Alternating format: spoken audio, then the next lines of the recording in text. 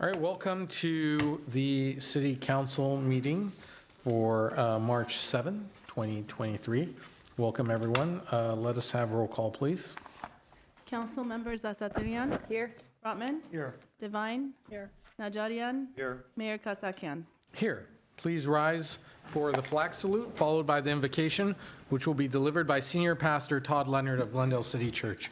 Place your right hand over your heart. Ready, begin. I pledge allegiance to the flag of the United States of America and to the republic for which it stands, one nation, under God, indivisible, with liberty and justice for all. Please remain standing. Let us pray. Our God, will you place these words by the late John Lewis deep within our hearts tonight? You are a light. You are the light. Never let anyone, any person, or any force dampen, dim, or diminish your light. Study the path of others to make your way easier and more abundant. Lean toward the whispers of your own heart. Discover the universal truth and follow its dictates. Release the need to hate, to harbor division, and the enticement of revenge. Release all bitterness, hold only love, only peace in your heart, knowing that the battle of good to overcome evil is already won. Choose confrontation wisely, but when it is your time, don't be afraid to stand up, and speak out against injustice. And if you follow your truth down road to peace and the affirmation of love, if you shine like a beacon for all to see, then the poetry of all the great dreamers and philosophers is yours to manifest in a nation, a world community, and a beloved community that is finally at peace with itself. So let this be in our hearts tonight. Amen. Amen. Thank you. All right. Clerk Abajan, may we have your report? Yes. The agenda for the March 7, 2023 regular meeting of the Glendale City Council was posted on Wednesday, March 1st, 2023 on the bulletin board outside City Hall. Excellent. And what is next? Next are presentation and appointments. A, agenda preview for the meetings of Tuesday, March 14th. The City Council meeting for the 14th has been canceled. The next regular meeting will be held on March 21st, 2023. All right. So we will be dark next week, and we'll be returning March 21st. And we'll see you all then, again, after this evening's meeting, which we'll see how long we will go tonight. Next item on this agenda. Next is proclamation designating March 2023 as Women's History Month and March 8th, 2023 as International Women's Day. All right. Thank you very much. And we have some special guests here with us. I'd like to welcome our commissioners. Everyone who's part of this, please come to the podium. Go ahead. Good evening, Mayor Kasakian and members of the City Council.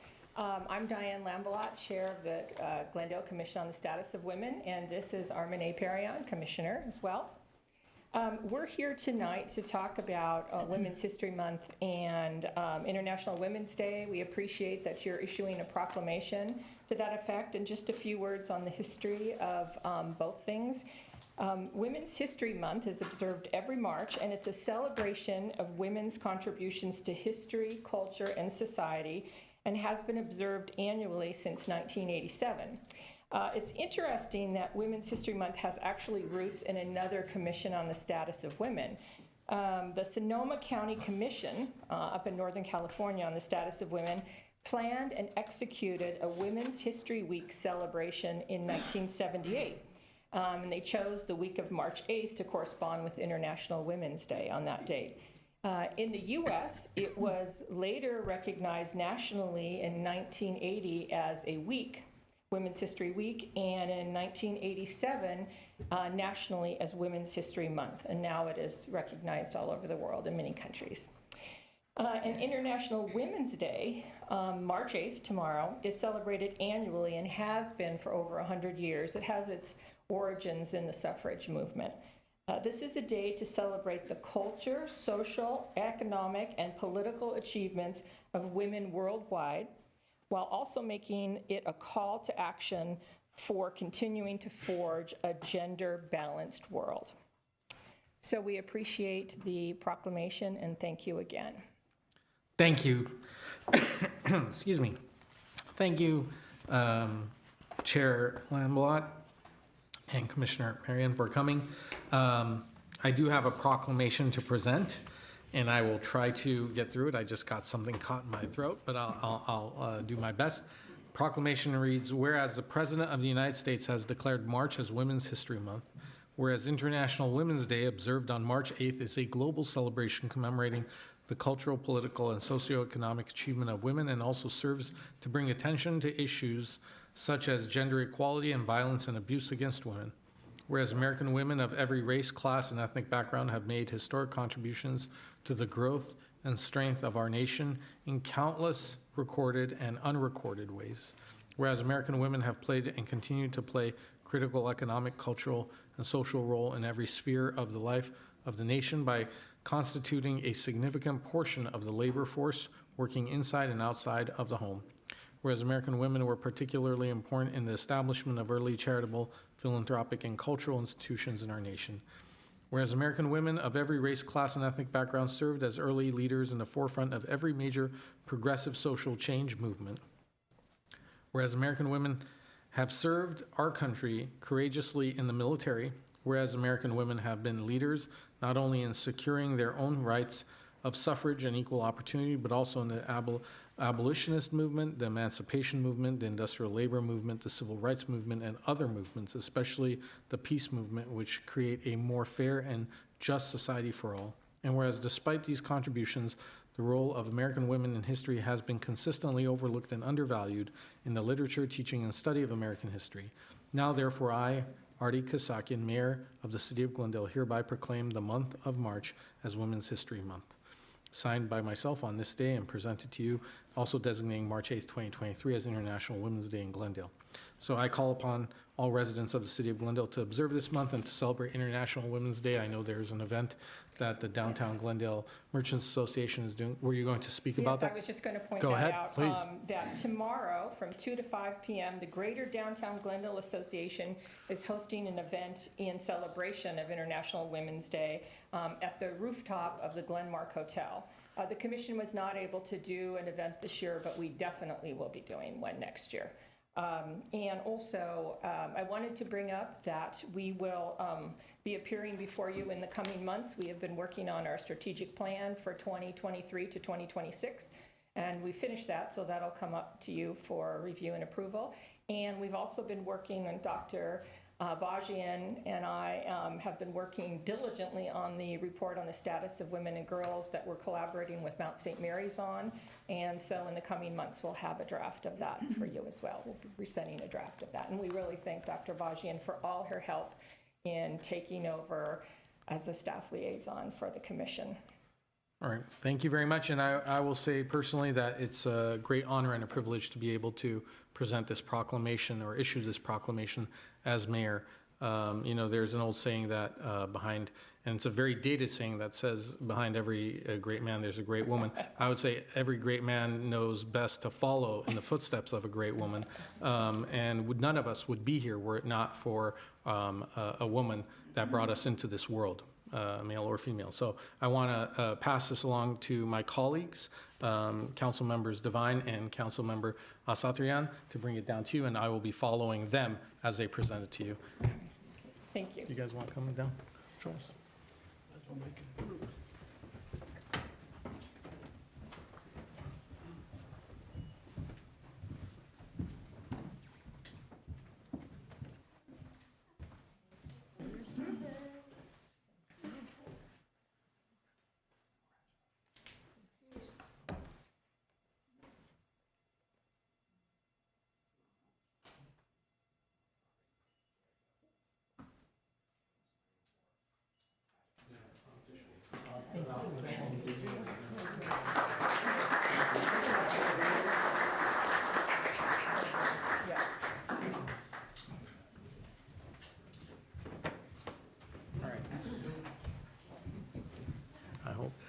All right. I have a comment. I just want to. Yes.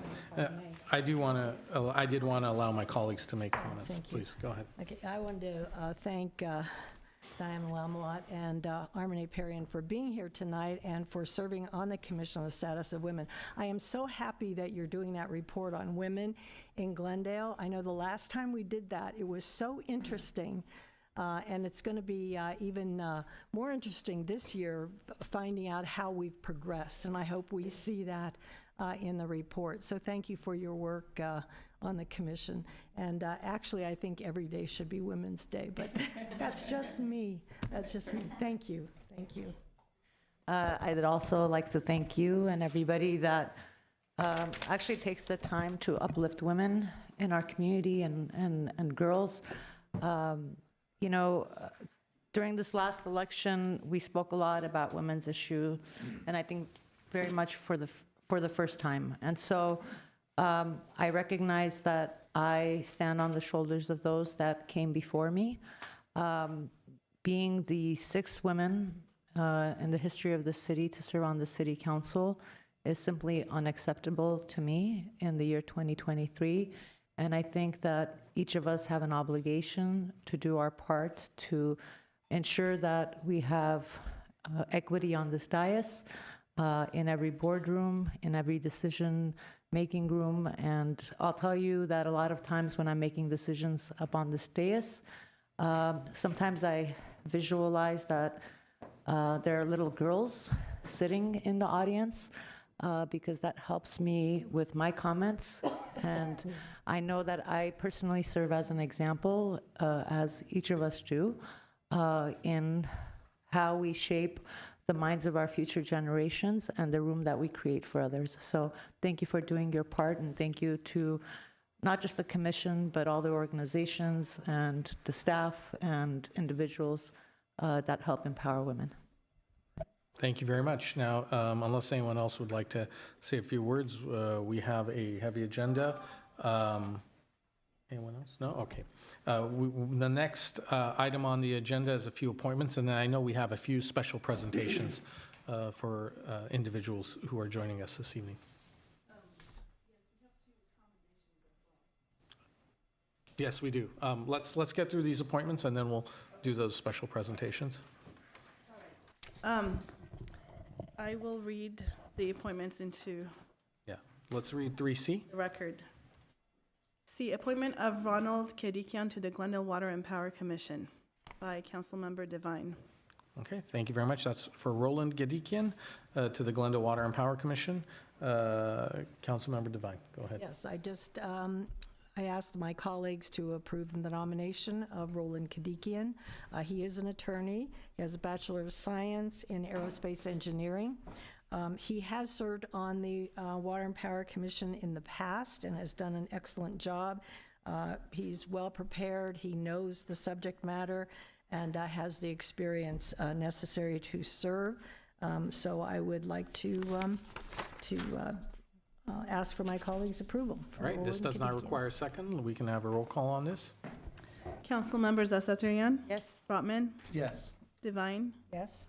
Najarian, Mayor Kasakian. Yes, thank you. Next appointment? Our next appointment is appointment of Daniel Paul to the Historic Preservation Commission by Councilmember Brotman, 2/28/23. Councilmember Okay, Baumann. yes. I'm asking for my colleagues' support to nominate Daniel Paul, who's here in the audience, and after we vote, we can ask him to come up and say a few words. But Daniel is an architectural historian with a very extensive portfolio of work on EIRs, context statements, historic resource surveys, historic landmark nominations, and the list goes on. He teaches architectural history at Glendale College, and he lives in La Crescenta. All right. And again, this is a nomination that does not require a second. Let's have roll call on this appointment. Councilmembers Asatryan, Yes. Brotman, Yes. Devine, Yes. Najarian, Yes. Mayor Kasakian. Yes. All right, And could now- I have yes. Mr. Paul just come up to Sure, if say he's here, say a word or absolutely. two? My apologies, Mr. Paul, we didn't realize you were here with us. Hello. Hello. Welcome. Just a couple of quick words. First of all, I'm very honored. I want to thank you so much for this opportunity. I've been a Glendale resident for 7 years, and as Councilmember Brotman mentioned, I've been doing this a while. I'm an instructor of art history and architectural history at Glendale College. I have 25 years experience in historic preservation, and 15 of that in regulatory work. So CEQA, NEPA, Section 106, EIRs. I landmarked the entirety of Griffith Park. It's the largest city landmark in the United States in terms of acreage. I did the Capitol Records building.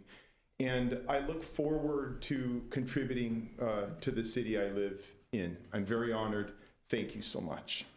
Well, thank you. Welcome aboard. Thank you. All right. So the next presentation I have to make is a very special one of one of our own, one of our library staff members. If I can ask Dr. Gary Schaefer to come up with his staff and come forward with Grigor Zhamgotian. Grigor? So I'm going to read why we are honoring this very special individual. At approximately 10 a.m. on Thursday, February 23, library assistant Grigor Zhamgotian was alerted by a library patron that a 28-year-old adult male visiting the front exterior of the Central Library was experiencing a medical emergency. Mr. Zhamgotian called 911, grabbed a medical kit from the library, and determined the visitor was not breathing.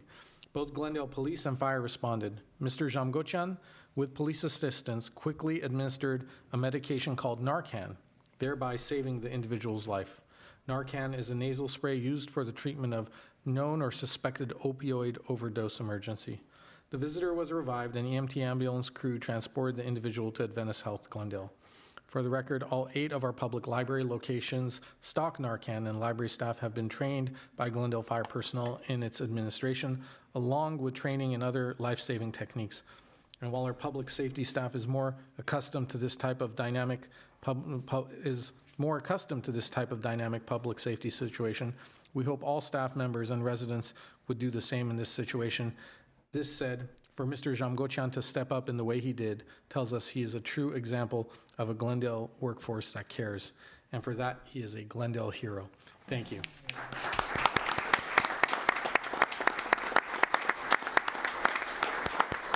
And I will say that I don't think I've ever visited the library with my son, with my family alone, and run into Grigor, and Grigor hasn't greeted me with a smile. He is always smiling, always cheerful.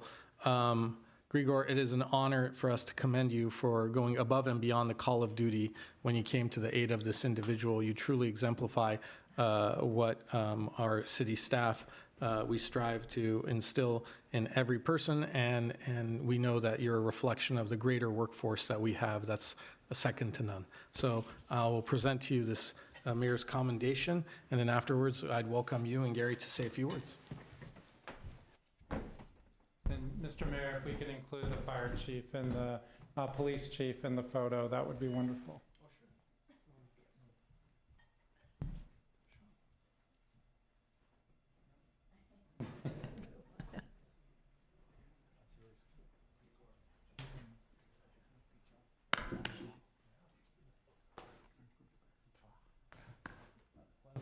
Let's go.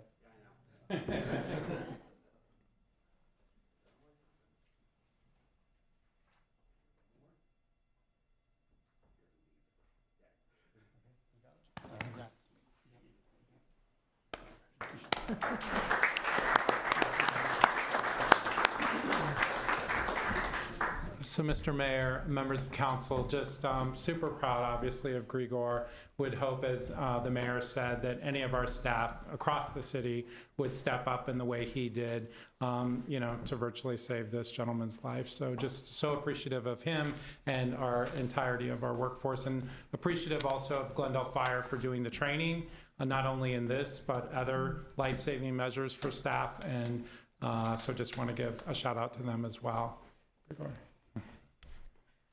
I just want to say thank you very much, and I'm honored, I'm humbled, but I know that anybody else would have done the same thing in the position, and I hope I'm just one little example, but I know anybody else would have done it, and I'm thankful for the training, the opportunity, and thank you for the recognition as well.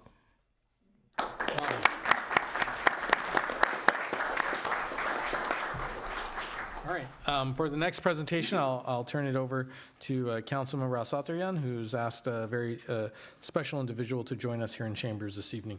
Councilmember Asatryan. Thank you, Mr. Mayor. We have amongst us a very special individual that's visiting from our sister city, Gyumri, Artak Tatevosyan. I had the honor of meeting him and visiting his workshop back in December in Gyumri. He has some unique works that we hope that we'll be able to bring to Glendale in the future. But what he does is he takes bullets and casings and ammunition and converts them into jewelry. You might have seen me wear some of the pieces here at the council meetings, but to take something that is meant for destruction and to transform them into points of beauty. I wanted to commend him for taking that initiative and using that to spread awareness about what's happening in Armenia and Artsakh, and with that, also incorporating discussions and talks that he's created for youth about peace and war, and us doing our own part. And so Mr. Tatevosyan's here. I know that we are also planning to have a meeting with him, with our library director, to see where we can showcase his work, but he will be having an exhibit tomorrow in Burbank at St. Leon Church that's organized by High Aim Foundation. Mr. Ajemian, I believe, is also in the back at 7 p.m. tomorrow.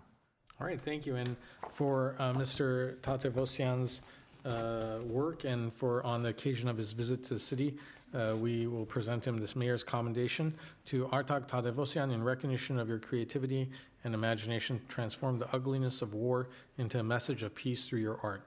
Your unique talent in bringing the extraordinary out of the mundane will inspire audiences for years to come. On behalf of the city of Glendale, we wish you continued success. And I will ask Councilmember Asatryan to present this, and I will present it with you. Of course.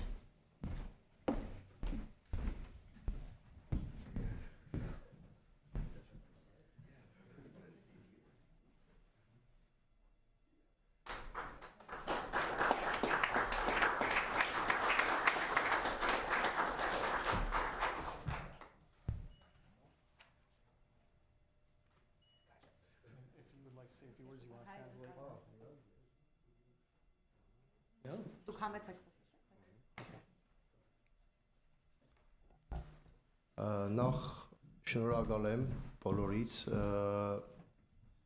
կուզենամ ողջունել Գյումրիից, Գյումրիի բարբառով կուզեմ խոսալ, որովհետև ուրեմն շատ կարևոր է այս ամեն ինչը, որը իմ արվեստովս ես կփորձեմ այն խաղաղության կոչը, այն մեսիջը, որը արվեստի պլատֆորմի մեջ կփորձեմ ուղղորդել։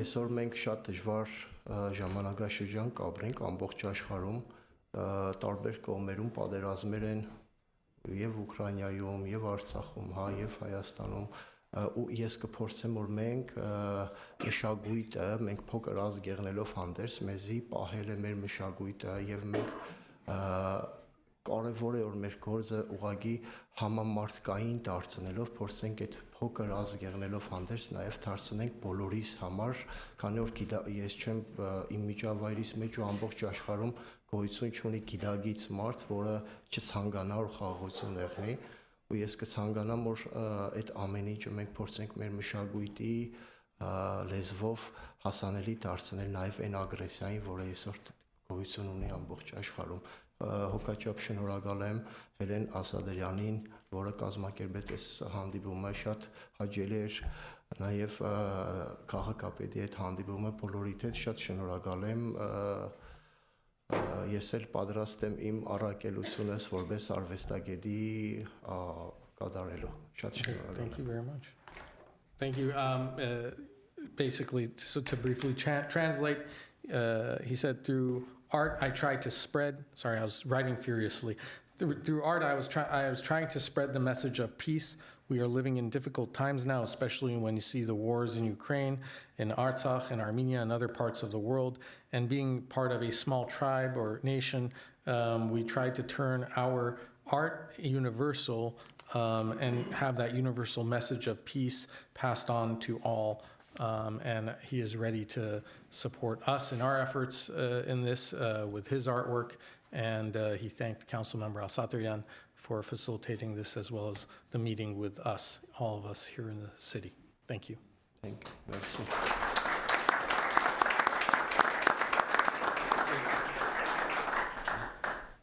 Okay, the next item on the agenda. Next item is item number C, appointment of Roland Kedikian to No, we've done that. We are now, I think, on to 4. Before we do that, since we are in appointments, I would like to make a nomination for Stephen Rifle for vector control. Stephen has submitted an application that I believe has been circulated to all the council, and this is one of the kind of more the less spoken about appointments. We had at one point a staff member that was filling the position. I know it's been vacant for some time, and Mr. Rifle has a background in public health, so I think it would be an appropriate appointment to bring back, a nomination to bring back for appointment. So Stephen Rifle for vector control. With that, let's move on to item 4. Item 4 is consent items, including minutes. The following are routine and may be acted upon by one motion. Any member of council or the audience requesting separate consideration may do so by making such request before motion is proposed. Mr. Mayor, Yes. I do want to pull 4B. I'm not sure if staff, oh, okay. I see Sarkis here. Can you speak to 4B? Okay, we'll read 4B into the record, but before we do that, I'll is move there... the balance of the consent Okay. calendar. I'll second. Okay, there's been a motion by Councilmember Najarian for the balance of the consent calendar, and second by Councilmember Devine. May we have roll call, please? Councilmember Al-Sadrian, Yes? Brotman, Yes. Devine, Yes. Najarian, Yes. and Mayor Kasakian. Yes. Can we please read 4B into the record? Item 4B is Public Works regarding plans and specifications for Community Beautifications Project. One resolution adopting the plans and specifications for the Community Beautification Project, specification number 3849, and directing the city clerk to advertise for bids. All right. Mr. Galanian? Councilman Brotman, would you like a report on this item? Or? Not necessarily. I had just something I wanted to clarify, and I apologize, we didn't get a chance to speak about it. But I have an image. Could you put that image up? Yeah, there we go. So what I wanted to check is, I know we are doing some work. This is Patterson and, what's the cross street here? I'm drawing a blank. Concord, that's it, yeah. I know we're doing some hardscape work there. I think we're doing some ADA. I just want to make sure that as we do the work, we maintain this tight radius. You see how we've used the paint and those bollards to kind of keep a very tight radius there, and it's good because, you know, if you were to remove that, people get to turn at a much higher speed. This kind of forces people to slow down. So one thing was, I just wanted to make sure we were in the work that's being planned, we were going to retain that, and just make a general comment that wherever possible, we do retain those situations where we are tightening up that turning radius. That was one thing. I had one other little thing, but I don't know if you're able to comment on that, if you know what the plans are. Mr. Mayor, members of City Council, Councilmember Brotman, I believe we have that retained as part of the design for this project. That is being retained? Yeah. Okay. And then the other thing is, I know we're planting a lot of trees, which is great, and I just wanted to ask what kind of trees, or perhaps suggest, that we do plant large canopied deciduous trees to shade from summer heat. Somebody did contact me and say, although he likes these large deciduous trees, he kind of thought maybe on Acacia Street, we might want to plant acacia trees in honor of the name, even though those, I guess, are not deciduous. But I just wanted to make those comments. That was really it. I have no issue with the work they're doing, of course. Thank you. Okay. Any other? Okay, so I'll move item 4B. I'll second. Okay, there's been a motion and a second. May we have roll call? Motion was made by Councilmember Devine, seconded by Councilmember Asatryan. Council members Asatryan, Yes. Brotman, Yes. Divine, Yes. Najarian, Yes. Mayor Kasakian. Yes, thank you very much. Next is city council and staff comments. Who would like to go first? I have one. Councilmember Thank you. Devine? Thank you. I was going to mention the Arbor Day? Women's Day tomorrow, but that's already been covered. I'm becoming aware of the EV charging stations that we've placed in the marketplace, and I want to request that we assure that these EV stations, charging stations that we're installing, get to the north, to Montrose and far north. People come from all over in electric vehicles, and sometimes they're unable to make it from up there to the center of the city, downtown, to recharge. So I'd like to, I don't know if that would require a report, or I'm just asking you to make sure that what we have coming in the future, that we are sure that Montrose and the far north get charging stations up there. If I may. Mr. Galani. Yes, Mayor Kasakian, member of City Council, Councilmember Devine. Excellent point, and staff has been working on plans for installing EV charging stations primarily in Lot 3, north of Honolulu, in the Montrose Shopping Park area. They have been working closely with the Montrose Shopping Park Association, and the Phase 1 is already in the works. That entails installation of 4 charging stations, and depending on the demand, staff will move forward. And originally, they had planned to install 11 or 12 of them, but we'll start off with 4 and see how it goes, and hopefully we can expand on that effort. Excellent, thank you. Okay. Who else? Go ahead, I- Councilmember Brotman. I actually have 4 items. Sorry. Go Let me start with, you have one of the images here. Just some things I attended that I wanted to mention, perhaps encourage people to consider looking at. So this was, I went to the opening of a new exhibit at the Museum of Neon Art. It's an exhibit by the works of this gentleman, Oliver Lowland, I think, if I'm pronouncing his name right. And the exhibit is called Lightning's Lung, and it runs through August 27th. It's pieces that, as you can see in this picture here, they integrate sculpture, painting, and light in the form of neon. Some of them relate to Mr. Lowland's time. Well, no, this is later. Yeah, some of them relate to his time in Vietnam. He was a Vietnam Navy man. So you can see that threaded through some of his work and some of the ports that he ended up stopping in. And anyway, I just thought it was really very interesting, modern work, very thoughtful work, and I encourage everyone to go. So that was one. Yeah, you could put the next one on. The next one was, I went to see the opening of a new play at the Antaeus Theater called Love and Information. And this is maybe not for everyone, but I loved it. It's a very abstract play. It's not a storyline that carries through.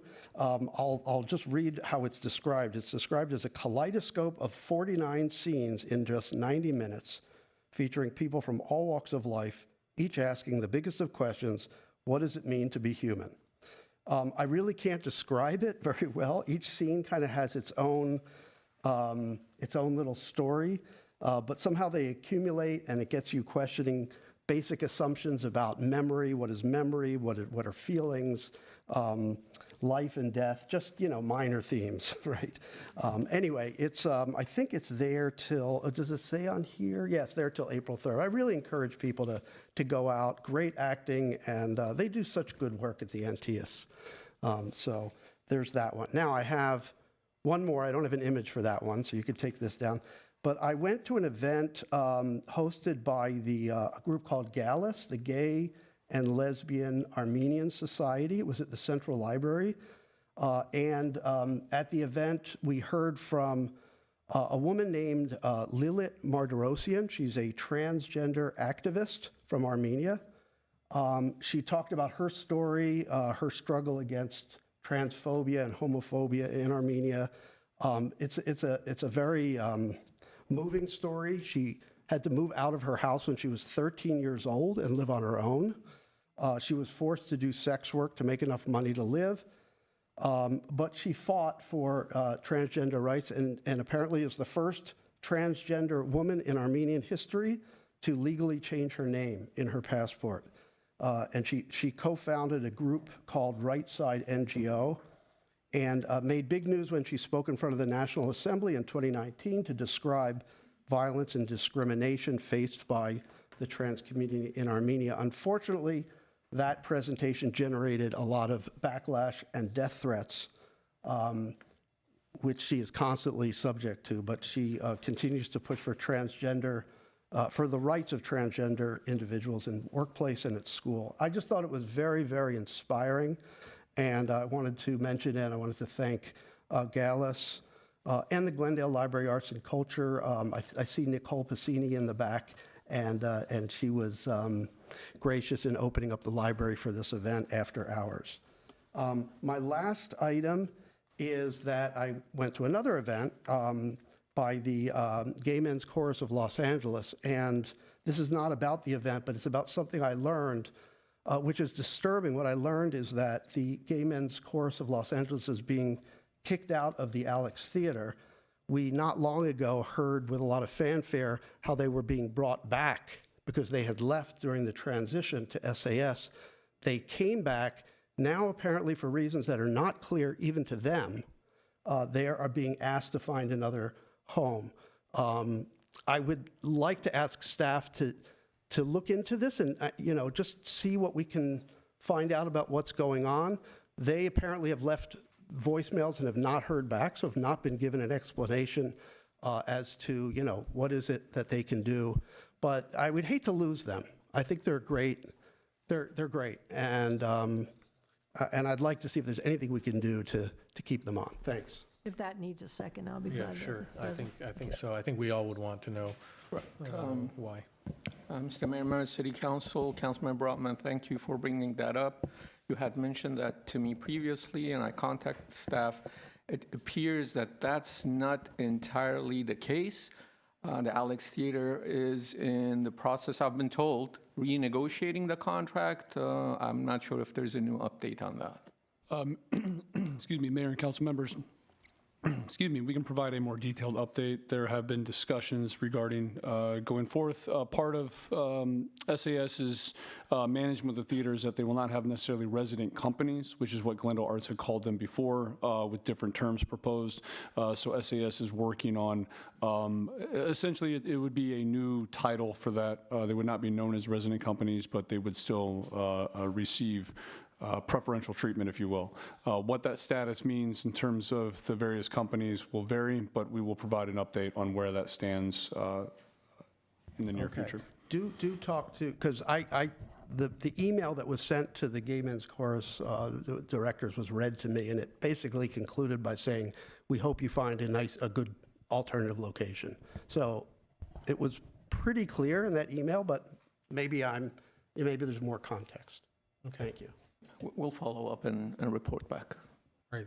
Thank you. And I as well would be interested in knowing what the status of that is, because they've had a long-standing presence at the Alex Theater, and we were made to understand that a lot of the folks like the Glendale Youth Orchestra and others would be able to continue programming there.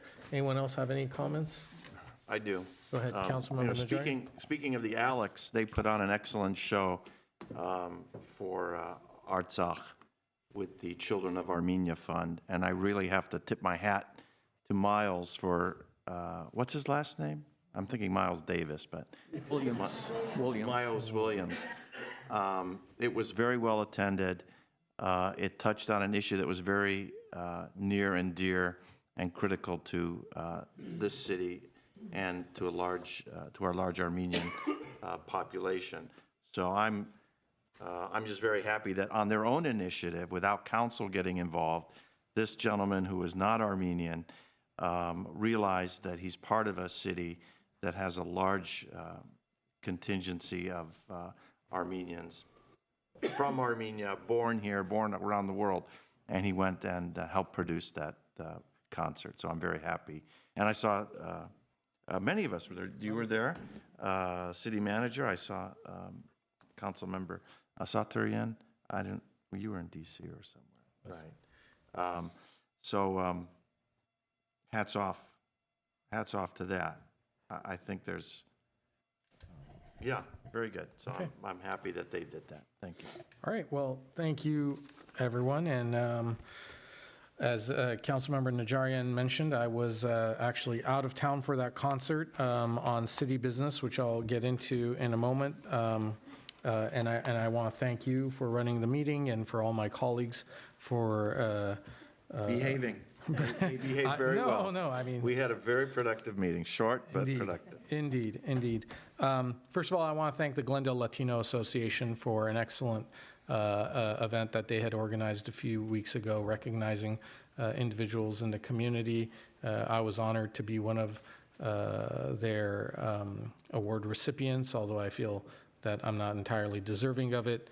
I was nevertheless grateful for the opportunity to convey my appreciation to the work that they do for the community. So to everyone in Glendale Latino Association, thank you. I'd like to thank you publicly and urge anyone who wants to make donations to their organization to help fund scholarships to Latino youth in our city to do so.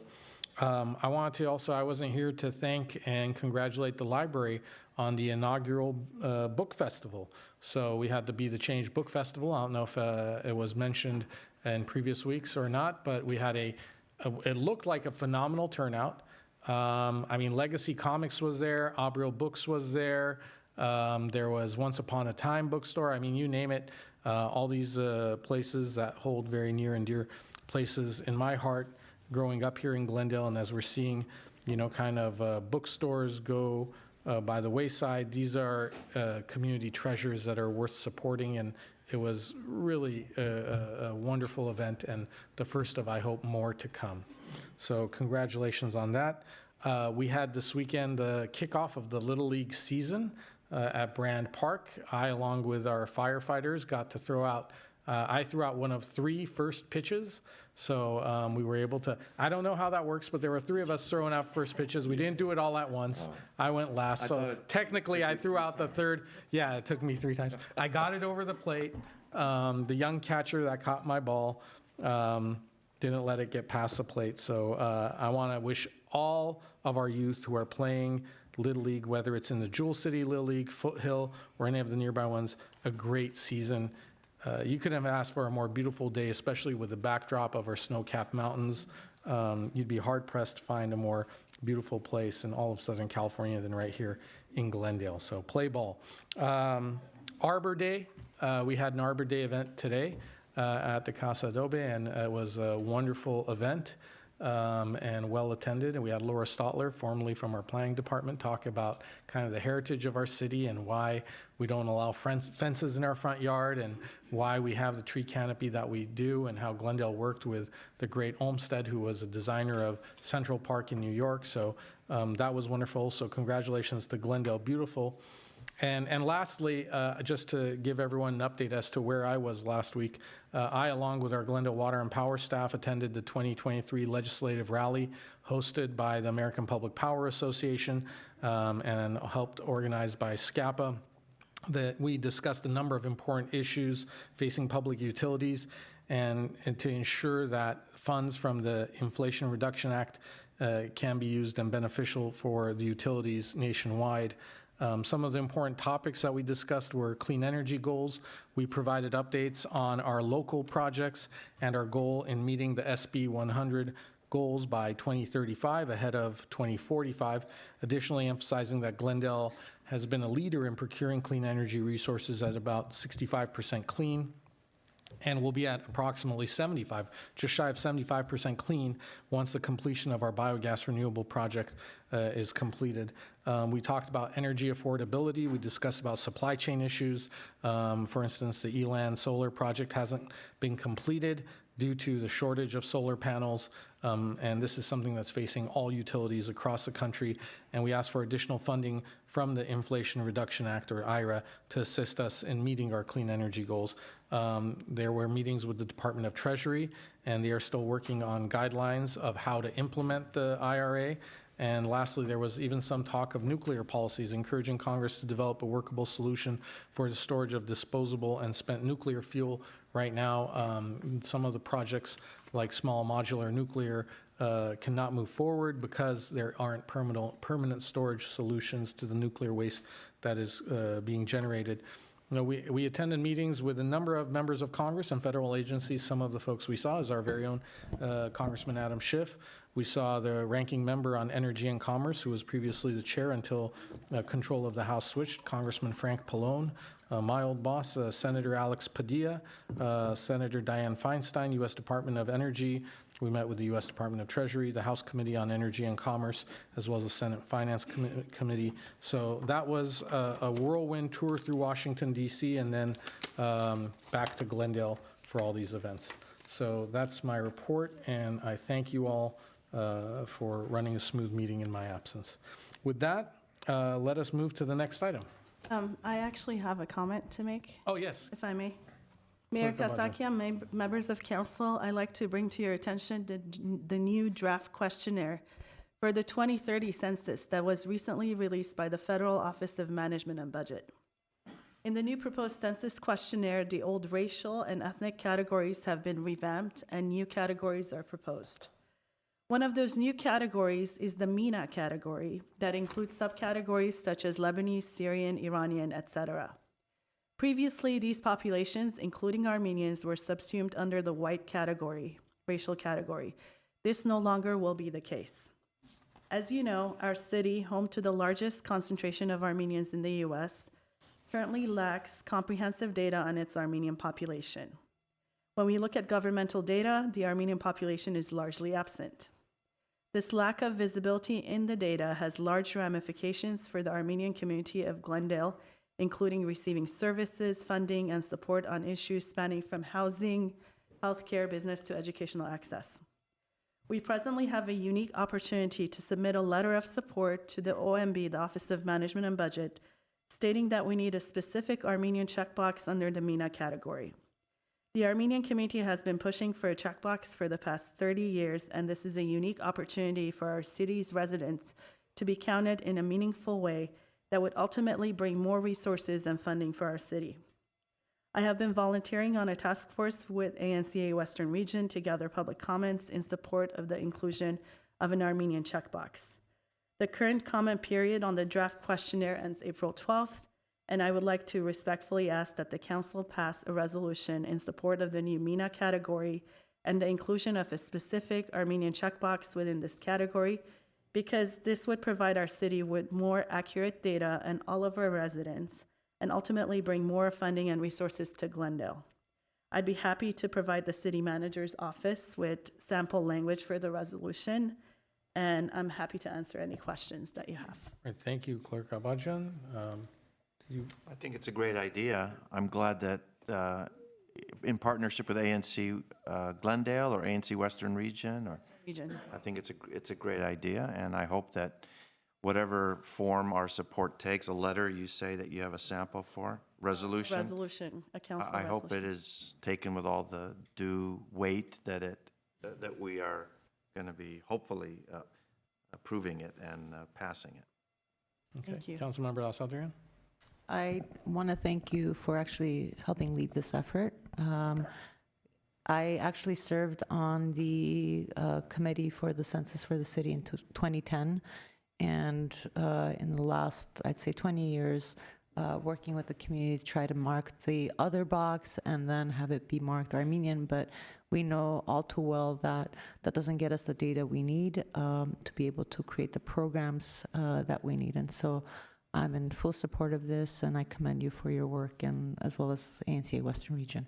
Thank you. Thank you very much. So there's 2 council members that have expressed support, and that's all we need to bring the item back. Let's bring that back so we can move forward with a letter of support. Thank you very much. Thank you. All right, next item. Our next item is community event announcements.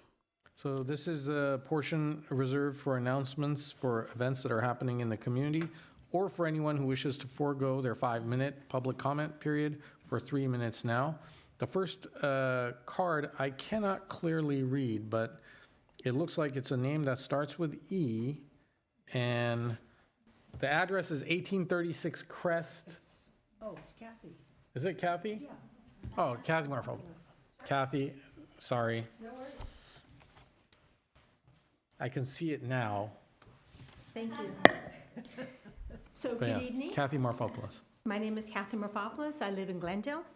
And I wanted to announce that NIDA, which is National Institute of Drug Abuse, has from March 20th to March 26th is the National Drug and Alcohol Awareness Facts Week. I've passed out a synopsis of the LA Times articles about drug and human rights abuse having to do with this field. Now, people have asked me, why do I care about the issue of teen drug abuse? And it's hard for me to answer because I don't enjoy public speaking. I don't enjoy conflict at all. And I am an optimist. That's why I volunteer with the health coalitions that are funded by our LA County Health Department. I think things can be improved. But when I learned the critical fact that the brain is still developing until 25, I changed my attitude from live and let people do what they want, to why don't we let our kids grow up with their brains intact. So it turns out kids are simply easier to addict, and that's why Big Tobacco goes after them, why they hook them with flavors, packaging, ads. The vaping company called Juul, why did they go after them even though they said they were just trying to keep the adult smokers to help them quit? So now we have flavor bans, that's helping, and essentially it's just that kids and young adults are the marketing focus of anything addictive, whether it's alcohol, THC, you name it. So the main thing we need is guardrails. The guardrails that we need up on cannabis have to do with what they call the medical marijuana card. That starts at 18, and Colorado, if you want to look at what guardrails Colorado has put up regarding the under 21 use of this thing called the medical marijuana card. You can look it up, or I can tell you about it. So the other thing is that what we have alcohol, ages 21, nicotine 21. With this medical marijuana loophole, it's 18, which is definitely a problem. Now, National Institute of Drug Abuse believes we should let kids grow up with their brains intact, and I honor their efforts, and this is coming up on March 20th. There are 2 other speakers from a group called Artists from a Better World. They also live in Glendale, and they want to support our National Drug Prevention Week, and they're going to speak briefly on that as well. Thank you very much. All right, thank you very much. Next speaker is Halsey Wixer. And if I mispronounce your name, please correct me.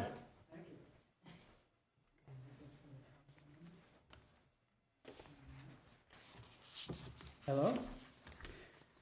Good evening, honorable council members. My name is Halsey Wixer, and I've lived in Glendale for over 30 years. I work as a mortgage broker, and I'm a member of Artists for a Better World International, a nonprofit organization that helps spread messages of positivity and social betterment through art.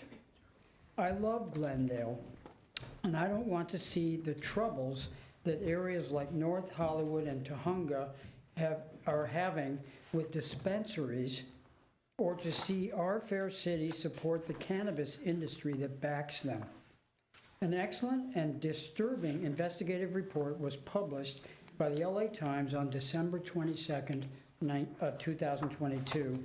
Kathy Marthopoulos sent you a link to this report. This report stated that from 2016 to 2021, there were 35 deaths of laborers working in slave labor conditions on cannabis farms in California. The criminal mistreatment of these migrant workers consisted of being promised good wages, but were instead, in some cases, paid nothing and threatened they would be reported to authorities.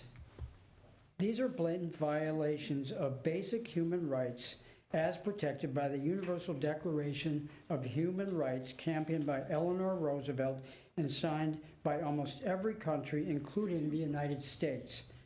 The owners of these cannabis farms, based on their criminal actions, as uncovered by Time staff reporters, are the ones committing these crimes against mostly Latin and Asian immigrants who were brought to California to work on these farms. The death camp conditions speak more to human trafficking and slave labor than they do decent working conditions for these beleaguered people. There is not enough time here to go into the atrocities detailed in this report. Therefore, printed copies of it have been made for each member of the council to review. I implore you to read it and understand the kinds of people Glendale would be supporting by even considering allowing dispensaries in our post-pandemic recovering community. Thank you for your time. All right, thank you very much.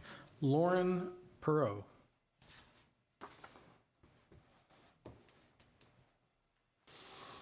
Good evening, council members. Thank you for what you're doing for the community. Thank you. My name is Lauren Perot. I live in Glendale. I'm a singer, a foster mother, and life counselor, life coach. So let me just give you these. We can talk about the problems, but we should also talk about ways to handle those problems. The reason that drug education is effective is that it can reduce drug abuse.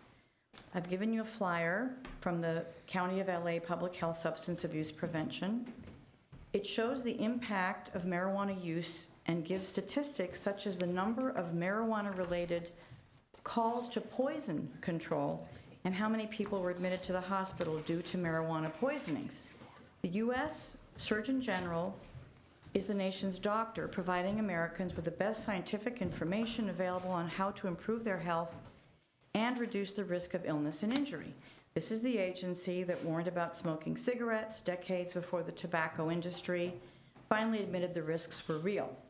The Surgeon General says, and I quote, "Marijuana has changed over time. It is today much stronger than previous versions. The risk of physical dependence, addiction, and other negative consequences increases with exposure to high concentrations of THC, and the younger the age of initiation. Higher doses of THC are more likely to produce anxiety, agitation, paranoia, and psychosis. This advisory is intended to raise awareness of the known and potential harms to developing brains posed by the increasing availability of highly potent marijuana. These harms are costly to individuals in our society, impacting mental health and educational achievement." Thank you so much. Thank you. Next speaker is Malcolm Johnson.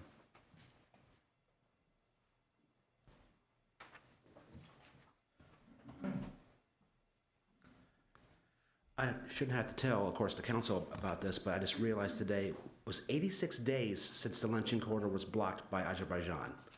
And we're following this up with 3 deaths by police and the defiance of the International Criminal Court to remove the blockade. So I just wanted to remind my fellow non-Armenians this is happening, and my fellow Armenians to please, if you can, get active on the ANC's website. We need to put a stack of letters on the desk of every one of our congressmen's hands. They're all on our side, but if they can show the activity of this community, how mad we are about what's going on in the lynching corridor, I think we should at least raise the temperature and raise the volume of what's going on. So thank you very much. Thank you, Malcolm. I appreciate that. Next is Ramela Inagi.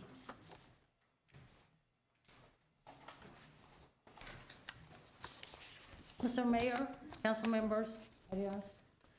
What a night. We're talking about cultural events in the city of Glendale, and artists and exhibitions. That's nice. Well, as a matter of fact, I will talk about that too. Last Friday night, there was City of Glendale was hosting Bernie Sanders coming to the city for a book for book signing, and actually it was what a night in front of Alex Theater, the greatest landmark in the city of Glendale, and I mean it was extraordinary. It was phenomenal night that night. I was there in front of Alex Theater, and it was we were there handing out flyers for rent control, and there were other people who was politically, socially active, handing out other flyers like World Women's Day. Some were handing out signature, collecting signature for rent control, and I mean it was culture, different culture. The other side, I saw a woman dressed up with hide the skin dress, going partying.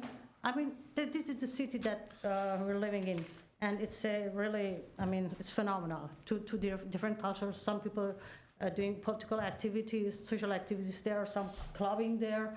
I mean, it was phenomenal, Mr. Mayor. We want to keep this city like this. We want this city be affordable for people like this, these phenomenal people that we saw that night. I mean, that night it was really extraordinary. Yeah, I mean, being people political that night in front of social and political in front of Alex Theater. I mean, even there were like young socialists that taking picture. I mean, I wish I had a ghostwriter so we could illustrate, could explain all those hustle and bustle in your city. Well, with all being said that, the alluring modernity of this city is incredible. And really we want this city to be more affordable. We don't want hustler and those people, financially well-off people that move in the city and they don't care about this city. We don't want those people to move in. And yeah, we don't want Armenians move out. Ms. If you Ramel. want to include Armenians Thank you. in that Thank you. MENA list. I appreciate So your comments. we Thank want you. rent control in this city. Thank you. You gotta All right, get that it, was- Mr. Mayor. Well, all right, that was, thank you. Okay, there are no more cards, and I'm assuming no callers, so let's move on.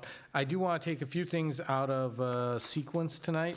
We will take the next item in order, which is item 7, under adoption of ordinances. But let me ask our audience by a show of hands, how many people are here for the hearing at 9A? Okay, there's actually, it looks like quite a few folks. Anyone here for 8A on Fremont Park? Okay, there's one. 8B, which is water and power, standardized water meter boxes. Anyone here? I'm assuming no one here for 8C or 8D. Okay, we have one. All right. Given that the majority of folks are here for the hearing, what I'd like to do is we'll hear the adoption of the ordinance next, and then I'd like to take the hearing first because I know I don't want to be said that we're running the clock on purpose to keep folks here at a late hour. So let's have item 7A read into the record, please. Item 7A, adoption of ordinances. City Attorney regarding ordinance of the Council of the City of Glendale removing section 10.36.100 and amending section 10.36.140 of the Glendale Municipal Code 1995 to remove parking permits for commercial vehicles and to update parking permit fees for large vehicles, boats, and personal watercraft. 1, resolution amending the citywide fee schedule to match provisions of Chapter 10.36 as amended. Okay, I'll move the item. Second. all right, and this is just cleanup language for our code. There's been a motion and a second. Let's have roll call, please. Council members Asatryan? Yes. Brotman? Yes. Divine? Yes. Najarian? Yes. Mayor Kasakian? Yes, thank you. All right, let's read the hearing into the record. One moment. Okay. Hearings 9A, Community Development regarding appeal of the Director of Community Development's determination related to design review case number PDR 000210-2022 and environmental information form case number PEIF-000280-2022, that the preparation of an EIR is required to review and assesses the proposed project that includes demolition of the existing stable and accessory buildings located at 1900 Riverside Drive in conjunction with the development of new kennel and stable buildings, a new coral, a new accessory building, and associated parking. 1, motion to sustain the CEQA determination made by the Director of Community Development to require an EIR. 2, motion to reverse the CEQA determination made by the Director of Community Development to require an EIR. All right, let's open the hearing at 7:09, and I will turn it over to Mr. Galanian and Mr. Calvert. Yes, Council, Mayor Kasakian, member City Council, in the interest of time, I'm just going directly to Vista Izzati, our planner with the Community Development Department, to present to you this case related to 1900 Riverside Drive. Okay, thank you. Good evening, Mr. Mayor and members of City Council. This is an appeal of a determination that an EIR will be required for a project at 1900 Riverside Drive. The EIR determination is based on CEQA guidelines and was made with applications filed for both design review and environmental review with the city. The appeal was filed by the property owner, Mr. Rene Karapetian. The site is approximately 37,000 square feet. It's located on a corner and has frontage on Riverside and Allen Avenue. It's located at the city's border with Burbank and Los Angeles, and it's located in the commercial equestrian zone. The property itself is surrounded by residential uses and other commercial, stable, and equestrian uses. At the terminus of Allen, there's also a 20-foot wide alley that's adjacent to the flood channel and an access bridge to the LA Equestrian Center behind it. The site was first developed in 1939, and currently all of the existing buildings are vacant. This is the barn. This is located at the rear of the property, and it was built around 1939. This is the existing one-story house. It was used as an office at some point. That was permitted in 1942. The central stables are the largest building on the property. The construction dates for that are unknown. And along Allen Avenue, there's a one-story stable that was built in 1957, as well as 2 shed structures behind it. The project will be to demolish all of the existing buildings and build a new 16-stable barn, outdoor corral, kennel, accessory support building, and associated parking. The project will also include vacating the alley at the rear next to the flood channel. Just to provide quick background on the site's history, in 2018, a previous owner submitted a DRB application for a new multifamily project. As part of that process, they submitted a historic resource report prepared by Saphos that indicated the property is not a historic resource. The design review board application was withdrawn by the owner, and there was a historic resource report submitted by Jenna Snow. The city received a copy of that, I believe, last year. That report conflicts with the Saphos report and indicates the property is a historic resource.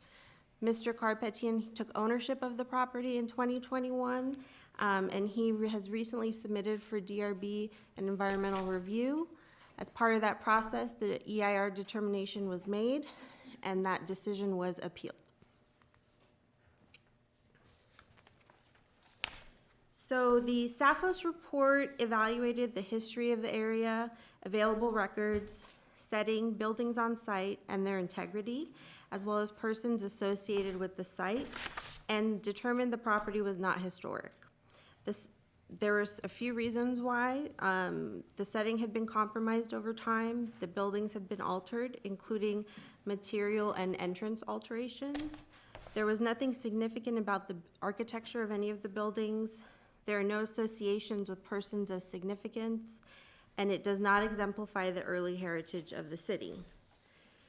The second report, prepared by Jenna Snow with Historic Preservation Consulting, provided an expanded evaluation of the area's history, setting, buildings on site, their integrity, as well as people associated with the property. That report found the property to be individually eligible for designation at the state and local level for a few reasons. One, its association with equestrian history in the area and continued use as a stable and writing company. It exemplifies the city's early heritage, and it is associated with Grover Sanders, who owned the property in the 1950s. He was an actor and stuntman in Western films and TV shows. The Snow report also determined the property is eligible for listing as a contributing resource to a possible historic district of equestrian properties in the area. CEQA guidelines require the preparation of an EIR when substantial evidence is in the record that a project may have a significant effect on the environment. CEQA defines substantial evidence as facts, reasonable assumptions, or expert opinions based on facts. So when enough relevant information is provided in the record that there is a possibility of significant environmental impacts, that information is considered substantial evidence. And as the city, as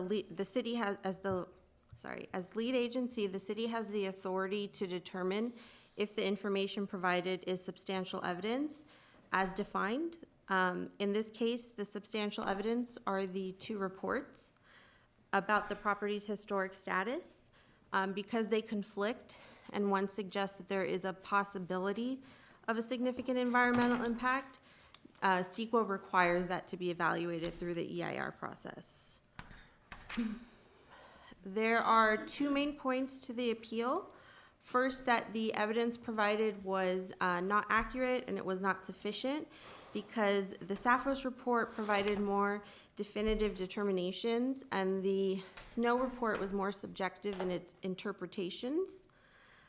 The second point is that the current facilities that are there are substandard and not fit for occupancy, and the owner's intent is to redevelop the property with state-of-the-art facilities. To the first point, the appellant has provided a general statement, but there was no additional information or evidence provided with the appeal to support the claim. Again, the director's determination is based on all of the evidence in the record, including the Snow report and including the Saphos report. While the Saphos report concludes the property is not a resource, there is also evidence in the record that provides an opposing view that supports that it is a resource.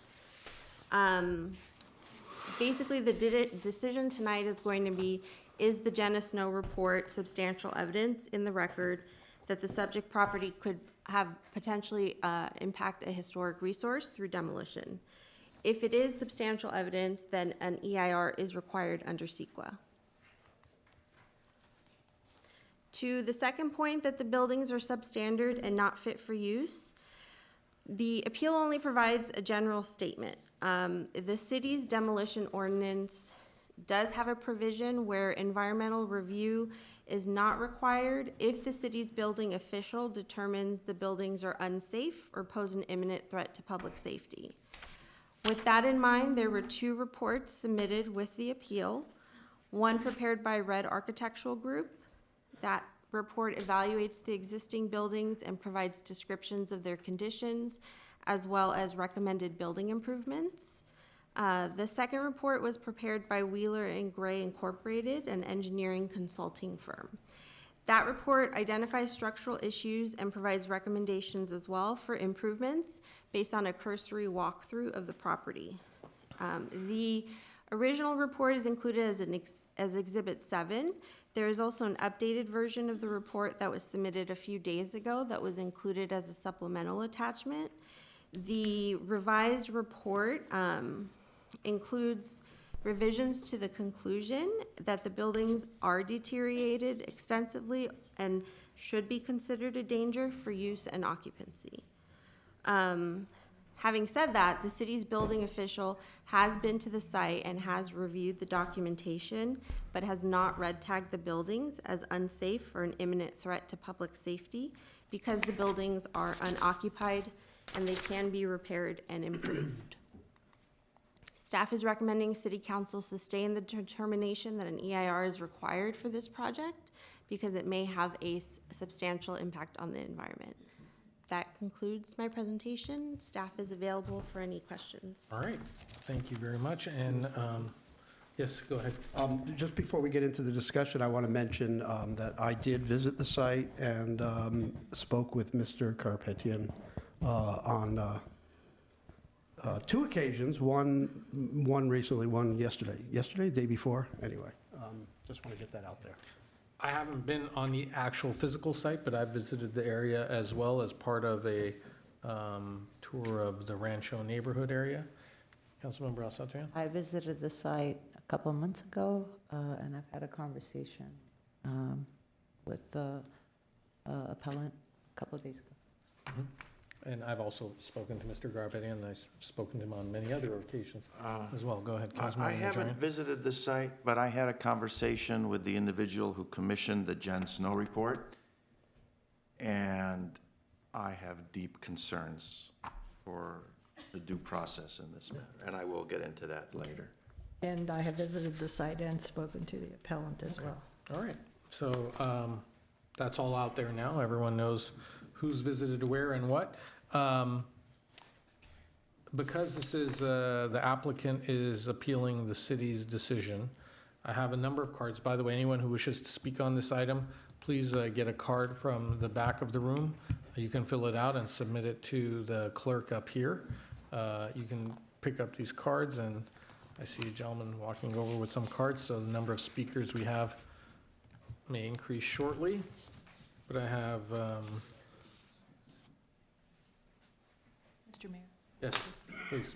I just want to make it clear to the audience as well to the members of the City Council that it is not improper to have necessarily ex parte contacts with an applicant so long as there are not pre-formulated opinions or opinions expressed by the council members who are in a decision-making capacity during those communications. They are simply receiving information and observing a location. Thank you. Yes, and are these, are those cards submitted for this item, Clerk Albajian? All right. So the hearing is open. The hearing was, yeah, we opened the hearing. I did, so I don't forget to do it. All right. So we have a number of cards here submitted, and I will limit folks. I think it should be, well, we'll allow the appellant or whoever wishes to speak for the appellant. How much time, Mr. Karabedian, would you say that you want to state your case? How much time would you say that you need? For your team? 15 minutes. 15 minutes? Okay, and who will be speaking, who will be the first person speaking on your behalf? I'll go first, and then Richard Bell, and then Ashley Carey. Okay, all right, let's do that, and then we'll get into the public comment cards. Please. And if we can set the timer for 15 minutes, and so that's 15 minutes for your total team, just someone in your group, please make sure that you're keeping track of it, so.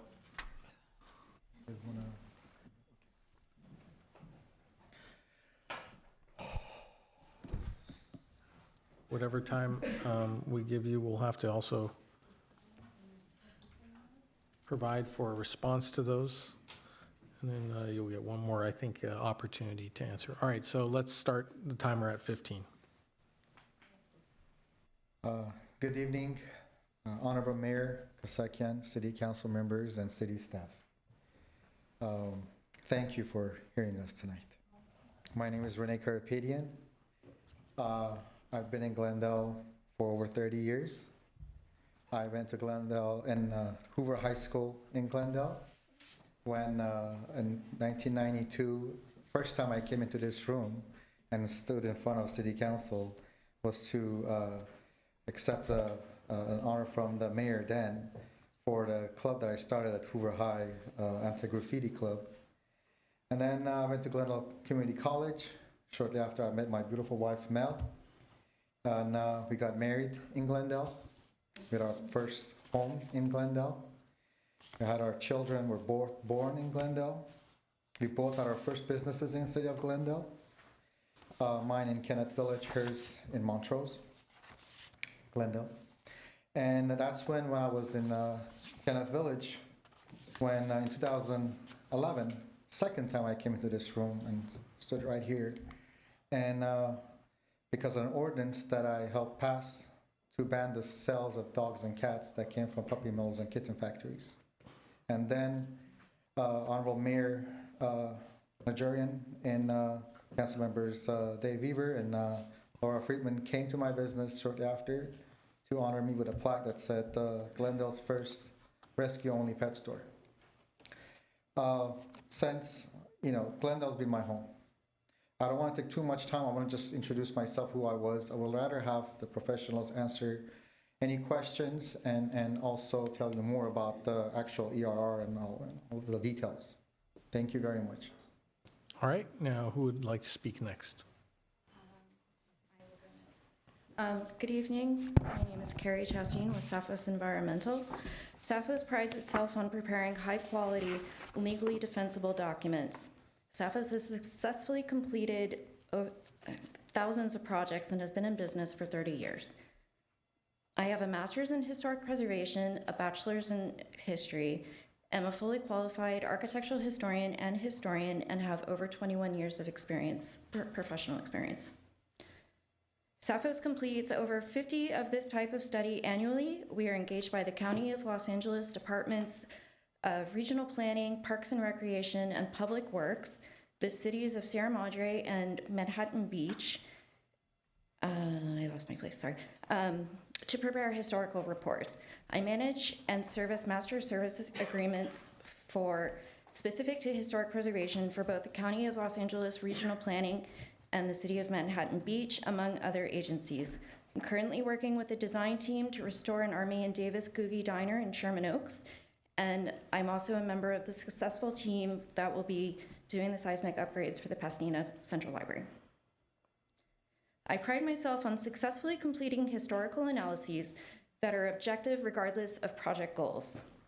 In the event a property is found to be significant, Safos policy is to stop work immediately and call the client to determine mutually agreeable steps for moving forward. These projects never come to review in a public hearing environment.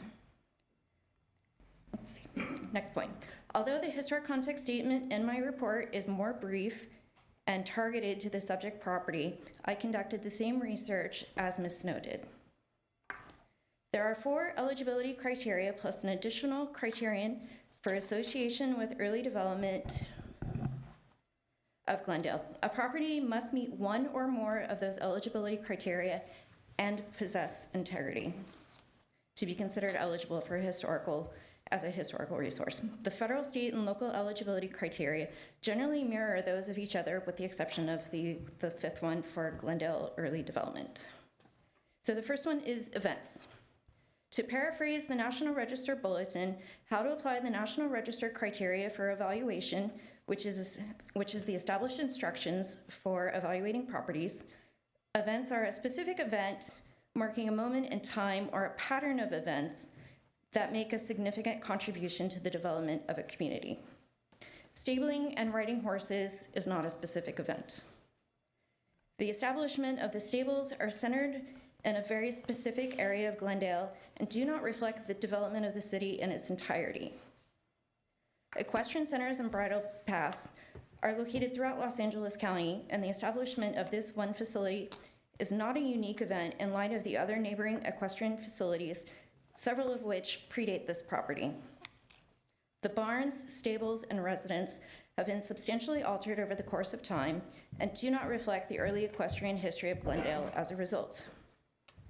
So persons. No persons who made demonstrably significant contributions to the history of Glendale, the state of California, or the United States are known to be associated with this property. Sandy Sanders is not noted as a significant actor who made demonstrable contributions to the history of Western films or the entertainment industry in general. Mr. Sanders does not appear as a prior city mayor, a city council member, or other community involvement. The buildings are utilitarian and were constructed in response to expanding needs. The buildings have been substantially altered. Based upon physical evidence, the house originally had a flat roof and stucco siding. The stables have been added onto over the course of time, which necessitated the replacement of the siding. The barn is clad in corrugated metal and also has a large front addition, and you can tell that from the difference in the rafters inside. There is no potential to yield information because of site prep and other construction activities. The subject property is not associated with early development of Glendale because it was developed 33 years after the city incorporated and 20 years after equestrian activities were established in this area. The buildings located on the subject property do not meet one or more of these eligibility criteria. As I previously stated, a property must meet one or more criteria and possess integrity. There are 7 aspects of integrity: design, materials, workmanship, feeling, association, setting, and location. All of the buildings on the subject property have been substantially altered through additions, replacement siding, and altered forms such as the roof on the residence, and do not retain integrity of design, materials, and workmanship. The buildings have suffered loss of important aspects of integrity and no longer reflect the early equestrian history in Glendale. The National Park Service defines integrity of feeling as a property's expression of the aesthetic or historic sense of a particular period of time. Of the 7 aspects of integrity, Ms. Snow's report repeatedly states it is the feeling of the subject property that is important and not the buildings themselves. However, due to continuous expansion and alterations, subject property does not retain integrity of feeling. Ms. Snow's report indicates the event of the equestrian activity is significant, and again, not the buildings are significant. Due to zoning requirements, the proposed project will build new stables and barns in a similar configuration and orientation as today to perpetuate the existing equestrian use.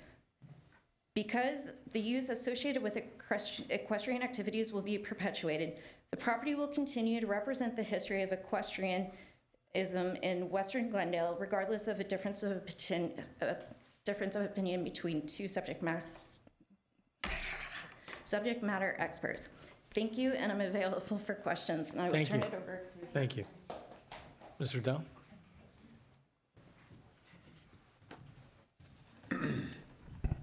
That was a lot. That was a lot to take into consideration. First of all, thank you very much for entertaining the property and the project that we're proposing. Obviously tonight, my name is Richard Dell, Red Architectural. I'm the principal of the firm. I've been in Glendale for almost 40 years. It's a very intriguing process, an intriguing project that we're talking about. And I'd like to thank staff, especially staff, for working with us intimately and the council to listening to the information that's been available to this point. But it is an intriguing process we have to go through because there's dichotomies with regard to the two different reports. All of them, all of that information is subjective. It depends on your education, depends on your experience, and it depends on your exposure to historical properties. And one can say, well, it has value, one can say it does not. Ergo, the dilemma. We have conflicting reports. And obviously, because when that occurs, we have to come to council, and an EIR is basically required. That becomes subjective in itself.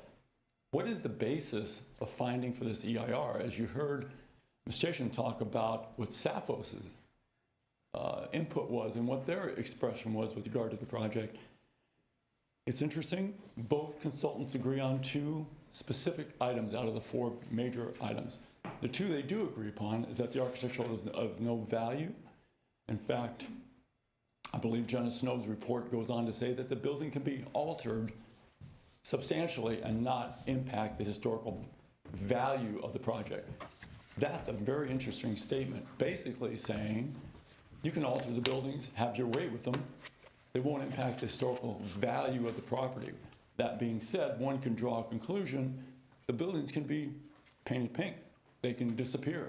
They are of no value. And Ms. Snow says that twice in her report, page 25 and page 23. So if you look at the structures, you think, well, if they're not there, then what really is historic about this? What drives the need for an EIR? The use.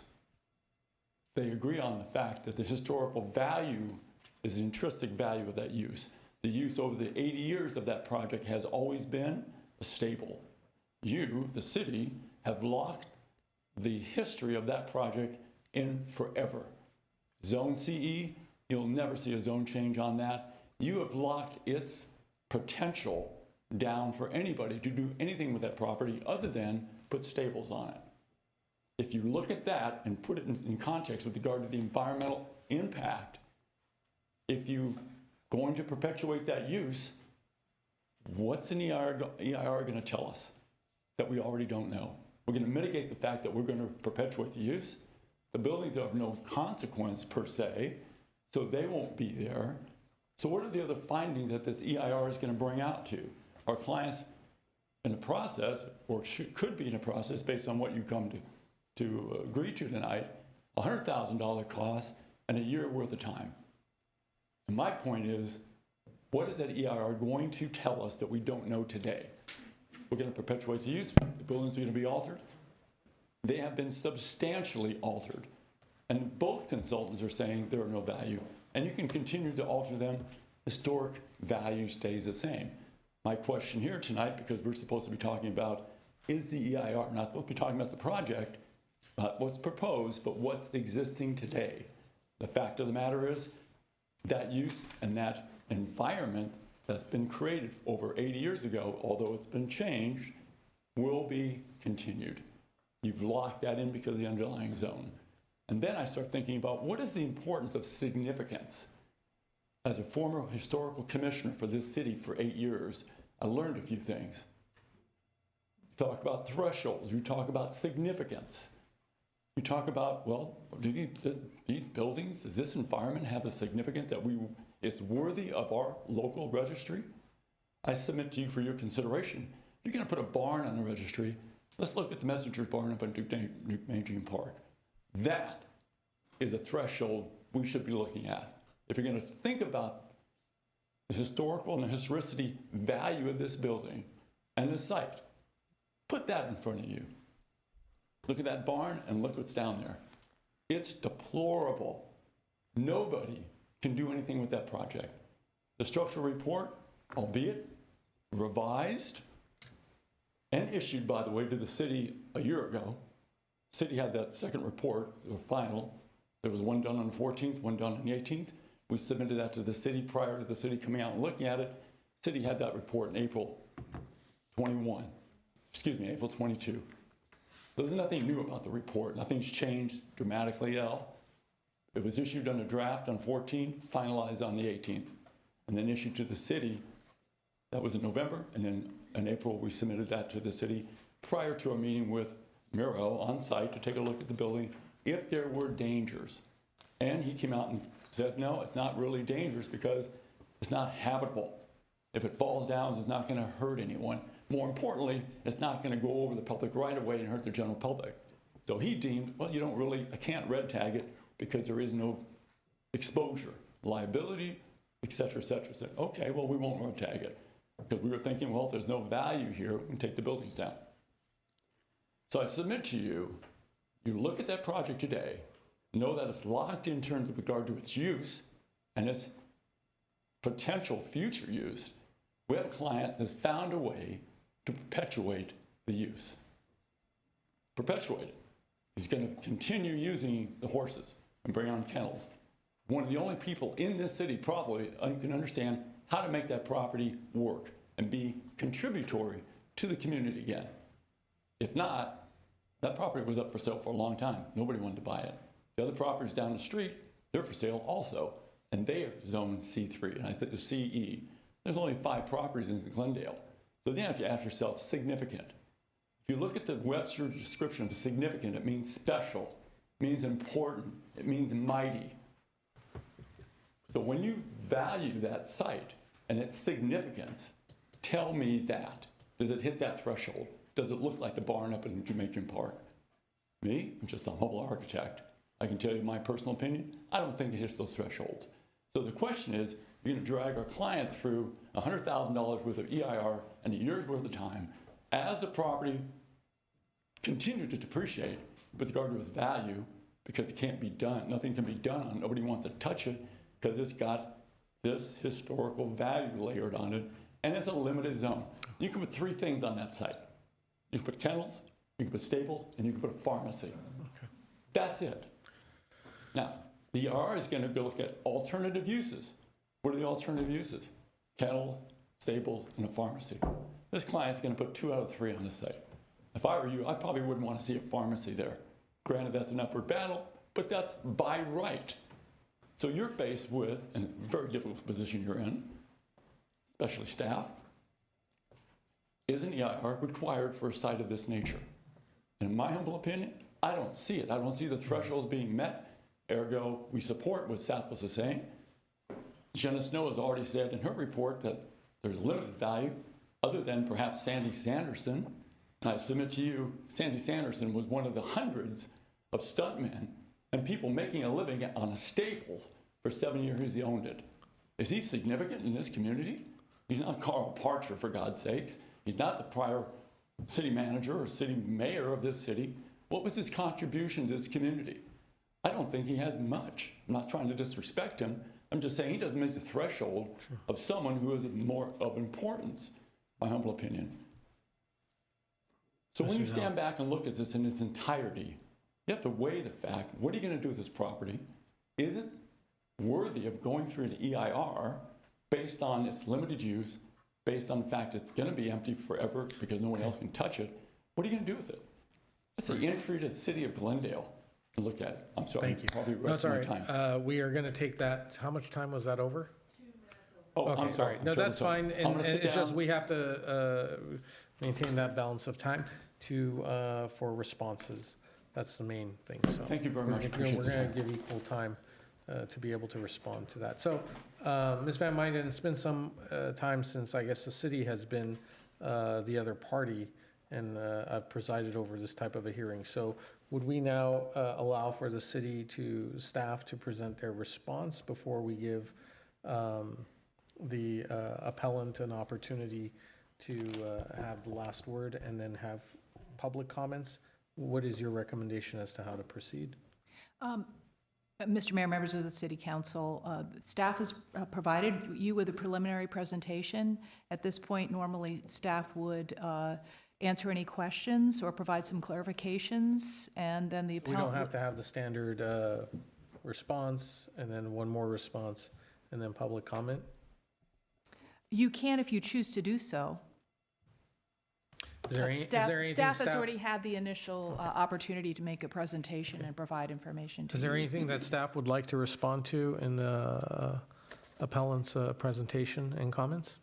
Mr. Mayor, members of the council, no, we don't have anything additional to add to that, but we are happy to answer any questions. Okay, all right. In that case, we may get out of this a lot sooner than I thought, or not. We shall see. How many callers do we have online?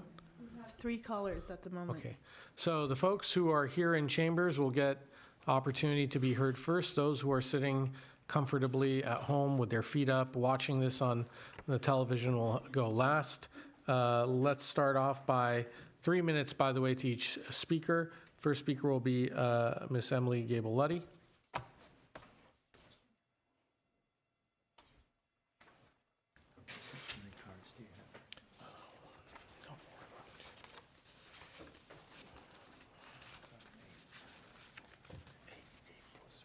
Mayor Kasakian, members of the council, thank you for this opportunity to speak.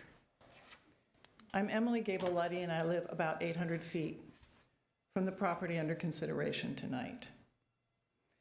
My neighborhood is in the Burbank Rancho, and like the Glendale Rancho, we share a common heritage of equestrian use.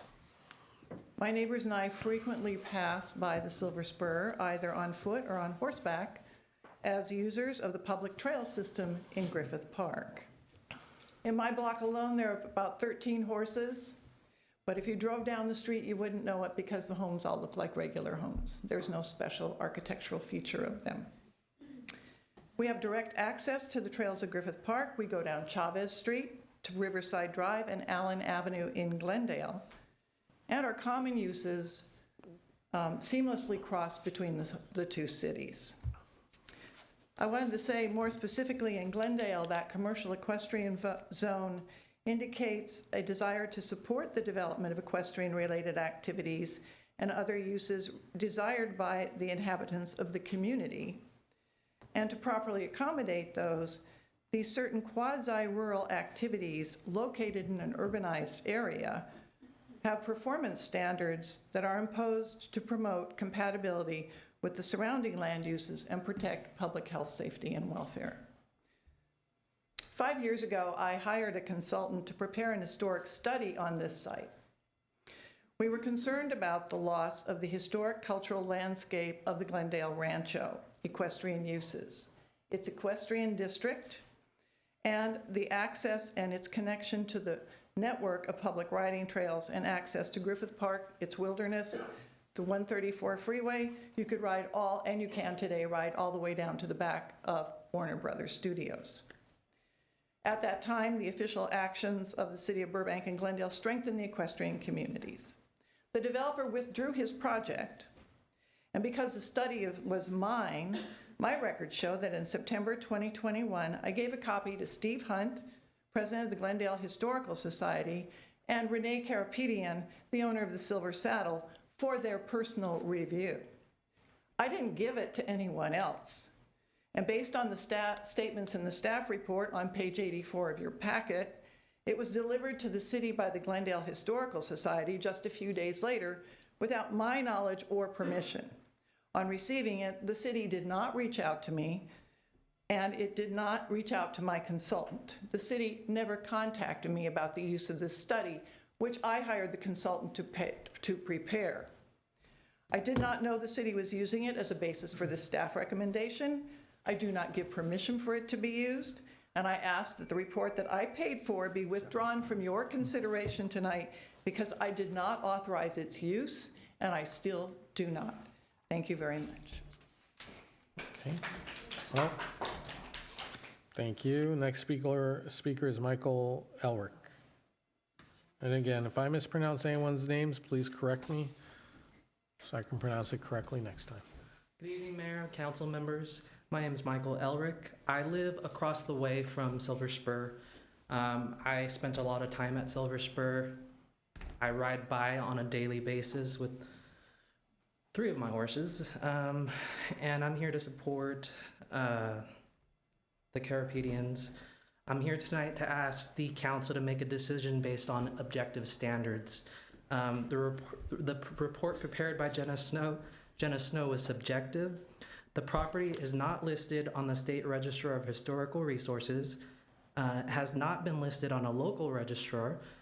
This report was prepared initially because condos were going to replace the historical use of the property, and as Emily Gabeletti said, she didn't give you guys permission to use it. CEQA Guidelines, Chapter 1836050, Class 3, EIR states, commercial buildings under 10,000 feet are categorically exempt from the EIR process. And seeing how this property is not historical, it should be exempt. The historic use of the property has been housing animals and will remain for housing animals. There were horses, sheep, goats, llamas before, and now they want to add dogs. The cultural and historic use of the property will remain for boarding animals. Therefore, it only makes sense to approve the project forward without an EIR. Thank you. All right, thank you. Next speaker is Jay Geisenheimer.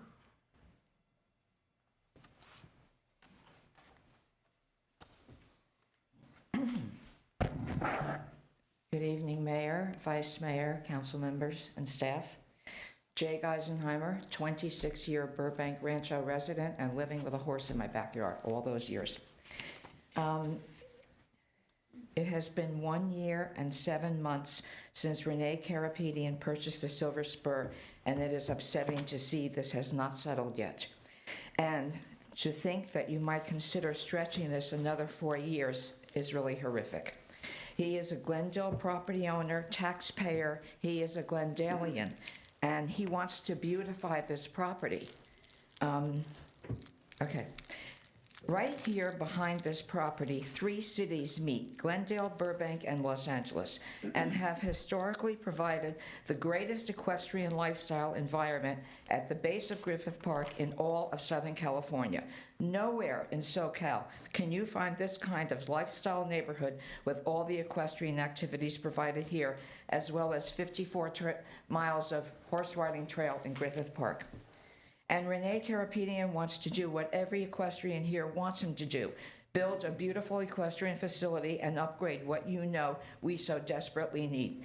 There is nothing historical about Silver Spur. It is just old, said the then president of the Glendale Historical Society in 2018. How can one report written by one person who did not step foot on this property affect this old building being held up by the last breath of the last termite? And Renee Karapetian was immediately accepted by the Rancho Equestrians, and you know how difficult that is, as we all share the same vision for this property and area. Our equestrian lifestyle is being negatively bombarded at every turn at this time, and we as equestrians stand united and fight to keep our world here contained, retained, and maintained. And Renee Karapetian is in our fight with us, and he will build a very popular property. This country was built on the back of horses, and we, the Rancho, keep that thought alive every day, and this is the true historic value. Please join us and help us restore the prior glory here by approving this so needed property for both us and Glendale. Thank you. I just want to tell you one fact. 80% of all horse people have dogs. It's just a fact. Thank you. All right, thank you. Good to know. Melina Karapetian. You're going to skip? Okay. Tim Nagel? Tim Nagel? You're fine? Okay. Romella Enagi? Yeah. As a matter of fact, I have a question for you. You don't have better things to do with your time than listening to these hearings? That private entities that come here and take up your time, maybe you want to go go home and spend time with your families. I mean, I think this chamber is that has to deal with maybe city issues, general things that's going on in the city. I'm sorry, just are your comments specifically to this item? Or I know you're speaking to this item, but Yeah, I mean, no. Okay. No, I just want to say maybe, I mean, it's not the time. Maybe there's another establishment in your, another section in your establishment that they can take care of this kind of issue, private issues, private landowners, homeowners, something like that. Okay, thank you. It's gone, all right. It's gone through a number of steps, which is why it's here and why we are fortunate enough to be able to hear about it. Lisa Baca.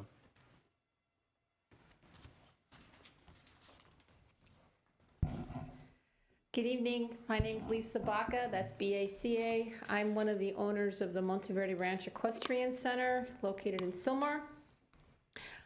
I'm going to read my remarks. Monteverde Ranch Equestrian Center is a licensed commercial equestrian boarding facility originally established by Cecil B. DeMille as part of his estate in the 1920s. We currently are home to the California Polo Club, Valley View Vaulters, and board 143 horses on our property daily. Some of these 143 horses came from the old Silver Spur stables at 1900 Riverside Drive. I am personally familiar with the facility since I transitioned the horses to my ranch. The 1900 Riverside Drive facility was built in the 1930s when people and horses were much smaller than the standard warm blood, thoroughbred, and draft horse cross we have today. The stalls are made of wood at Silver Spur, which horses like to chew, and it can also make them very sick. They can colic from getting ingested wood pieces into their stomachs.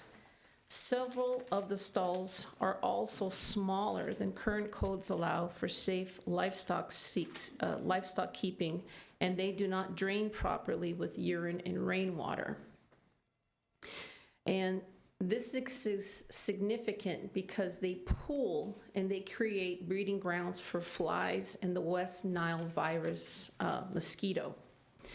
These are deadly for both humans and horses, in addition to the standing water being a Los Angeles County Health Department code violation. And I just went through a inspection on my ranch that was a surprise inspection, and that is what they are specifically looking for right now is the West Nile virus mosquito pools of water.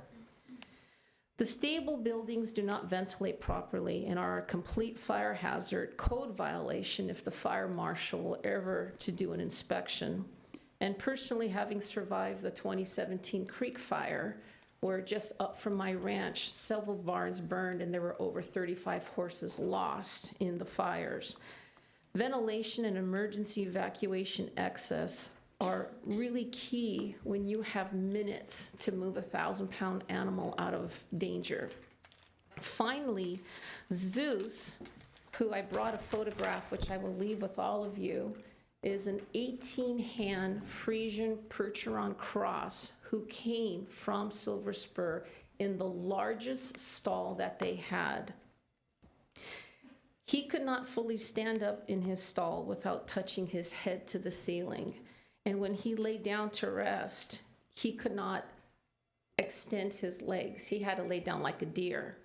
So I am asking you to please support motion 2, and I am personally challenging your director of Community Development Department on the knowledge of horse care and livestock boarding, because it's a nuanced niche when you take care of equestrian animals. Thank you.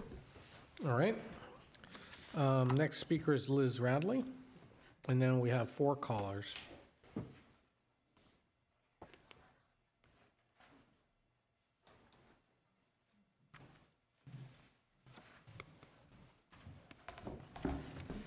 Good evening. This is much more intimidating than meeting you in person in the Rancho, or indeed speaking at the Rancho, so I'm sorry if I'm a little, going to read from some notes. My bona fides, you know my name is Liz Radley, you know I live in the Rancho. But you might not realize also I have a formal education in equestrianism from England, which is a government-accredited system. Multi-year programs resulting in letters after my name at a Bachelor of Science level. That includes the business of managing stables, and I've done that professionally here in the US as well. I've cared for horses or boarded my own horses at both Buckingham Palace and Blenheim Palace, and so have experience in balancing truly historic stables with the newer, higher standards of horsekeeping that we apply now. I'm currently the president of the 501c3 Glendale Rancho Equine Advisory Committee. I'm also the National Trail Coordinator for Equestrian Trails, Inc., a 501c3 that started in 1944, and admin of the Burbank Glendale Griffith Park Equestrians, a Facebook and community group of over 6,000 members. Yesterday, I had 4 horses and 2 ponies. I just added a beautiful young thoroughbred filly today to the rancho. I support the cultural and historical landscape of horsekeeping in the rancho, of course. And the first actual recorded horses arriving here, in addition to the Native American horses that were here, precedes the signing of the Declaration of Independence in 1776. It's not the buildings that make it historic, it's the horses. A historic district, as you know, is customarily based on architecture, but the history of horsekeeping is not relevant to the buildings, but only to the land use. The commercial equestrian zone is intended to have horse businesses that can result in a profit. If the substandard housing that exists for horses now at Silver Spur is considered historic and they are kept, I do not, in my professional opinion, see a way to make a profit from that, because people who have horses that are large, and certainly larger than they used to be when those 8x8 stalls were built, just don't want to board there. The reason it had a lot of horses there before is because it was the cheapest place to board. The cheapest, not because it was the best. I just don't see a profitable business model available with the historical barn if it were to be restored. A couple of additional thoughts. One is that the fire hazards, I'm just noting, I have 2 seconds. Okay. Thank you. That's it? All right. Well, we have 4 callers. Let's go to the first caller. Our first caller is Joanne Hedge. Joanne, you're on air. You have 3 minutes. Can you hear me? Yes, we can hear you. Go ahead. Good evening, Mayor, members, City Council, and staff. I'm Joanne Hedge, founder of Glendale Rancho Neighborhood Association. On behalf of Rancho folks and equestrians near and far, and of the commercial equestrian zone, with its retailers, service and feed suppliers, employees and barn workers, rental and boarding barns, veterinarians, horse rig operators, and related taxpayers, as well as nonprofit therapy groups, this is to urge your vote to reverse the CEQA determination by the Director of Community Development that would require an EIR. The neglected, deteriorated Silver Spur stable circa 1930s, which our Save the Rancho team worked so hard in 2018 to quash a zoning change sought by duo developers to build a huge condo, which was of serious concern. Our team's outreach, lawn signs, website, city meetings, and 5,000 signatures of support ended with a win and a for sale sign at Silver Spur. No historic aspects regarding the condos index were determined then. Now it's a staff issue and troubles the 1900 owners, Renee and Mel Karapetian, the guardian angels who closed escrow September 21 to Rancho residents' relief and celebration. 4 years in, it's high time to gratefully allow the Karapetians, longtime city residents, advocates, and business owners to proceed with their architecturals and demolish the unsafe stable and accessory buildings and replace them with a new regulation-compliant, best practices horse barn, corral, separate canine boarding kennel, new accessory building and parking, all to code and permitted by right usage compliant with that zone, and their plans reflect an extraordinary respect for the historical. We're confident that the modest 10,000 square foot project preserves the historic use of the site and enhances the historic nature of the equestrian district. It'll enrich the zone's local and wider economy and property values. Therefore, if council reverses the determination for an EIR, consider that the Karapetians would create a commemorative plaque that reflects the site's history and surrounding equestrian district for its role in the early 20th century moving industry. They would install an on-site exhibit of artifacts and photos from Silver Spur and present a duplicate to the city. We question EIR roadblocks to proceeding with this valuable Glendale asset as unnecessarily burdensome and time-consuming, albeit with respect for CEQA. Let's celebrate the rightness of this project and get going. Richard Dell was correct tonight. It's not historic, but of value as a rebuilt, as a commercial equestrian feature we can be proud of. Thank you. All right. Thank you. Next caller. Thank you. Our next caller is James DeCarly. James, you're on air. You have 3 minutes. Thank you. Mayor and City Council, thank you for having me and for this opportunity to be able to speak virtually, especially since I'm working at one of my hospitals currently. As you know, I'm a member of Save Glendale Riverside Rancho. I'm also an equestrian and an equestrian business owner with services in Glendale. As many of you are aware, in addition to being a public health professional, I'm also a former planner and CEQA specialist. But outside of Glendale, but within Los Angeles County, we have a large horse facility, and we went through many layers of CEQA requirements, but this protected myself as an equestrian property and business owner, but also for the health and safety of our clients and customers and our neighbors. I understand and agree with the Director of Community Development for requiring an environmental impact report under CEQA. All commercial barns on Riverside Drive are, even though this at 1900 is one of the oldest barns in the 1930s, all of these that are left in the equestrian commercial zone were built in the 1940s and later. So these are all the same age, all still substandard, but very well occupied and used, just like Silver Spur was prior to it was taken over.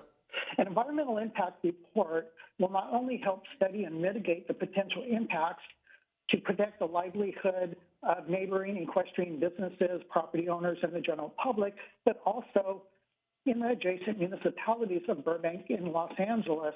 And this includes the current property owners' proposed business activity and longevity at this site location. This is even more important in a horse community. Potential impacts can only be identified and mitigated through an environmental impact study. It's more cost-effective, both economically and politically, to identify and mitigate these impacts sooner than later. This is vital to this site location in the horse community, not only due to its history and setting from the 1930s, but also the adjacent Glendale equestrian residents and municipalities with potential impacts to residents in the city of Burbank and equestrians at the Los Angeles Equestrian Center all next door. There are also other intergovernmental agencies that need proper review, ranging from Native American tribal councils, LA County Flood Control, Army Corps of Engineers, Fish and Wildlife, and other authorities like the Los Angeles River Authority and Griffith Park, to name a few. Cultural resources and other significant effects include noise, traffic, fire hazards are highly important to the health and safety of a horse community, and especially in an urban horse community. These are also several of the CEQA elements that can only be verified through an environmental impact study and report. Thank you, James. You're out of time. Thank you for your comment. Thank you. Thank you. Our next public comment is by Elizabeth Bauer. Elizabeth, you're on air. You have 3 minutes. Elizabeth Bauer. Our next comment is by Monica Campagna. Monica, you're on air. You have 3 minutes. Thank you. Good evening, Mayor and City Council and staff. My name is Monica Campagna, and I am a resident of the Glendale Riverside Rancho area. And I'm just calling to chime in my support for this project and to say that it's very appreciative. I'm very appreciative of the Carpethians and thank them for stepping up after 3 years of this property being on the market, for coming in and for fulfilling a vision of the community that the community can embrace. Clearly, the equestrian community here has embraced the Carpethians and this project, And I ask that they do not have to go through this EIR process simply to continue the use of the space in a way that the community wants, and that has primarily been determined already that it is qualified to do so for. So thank you very much. Thank you.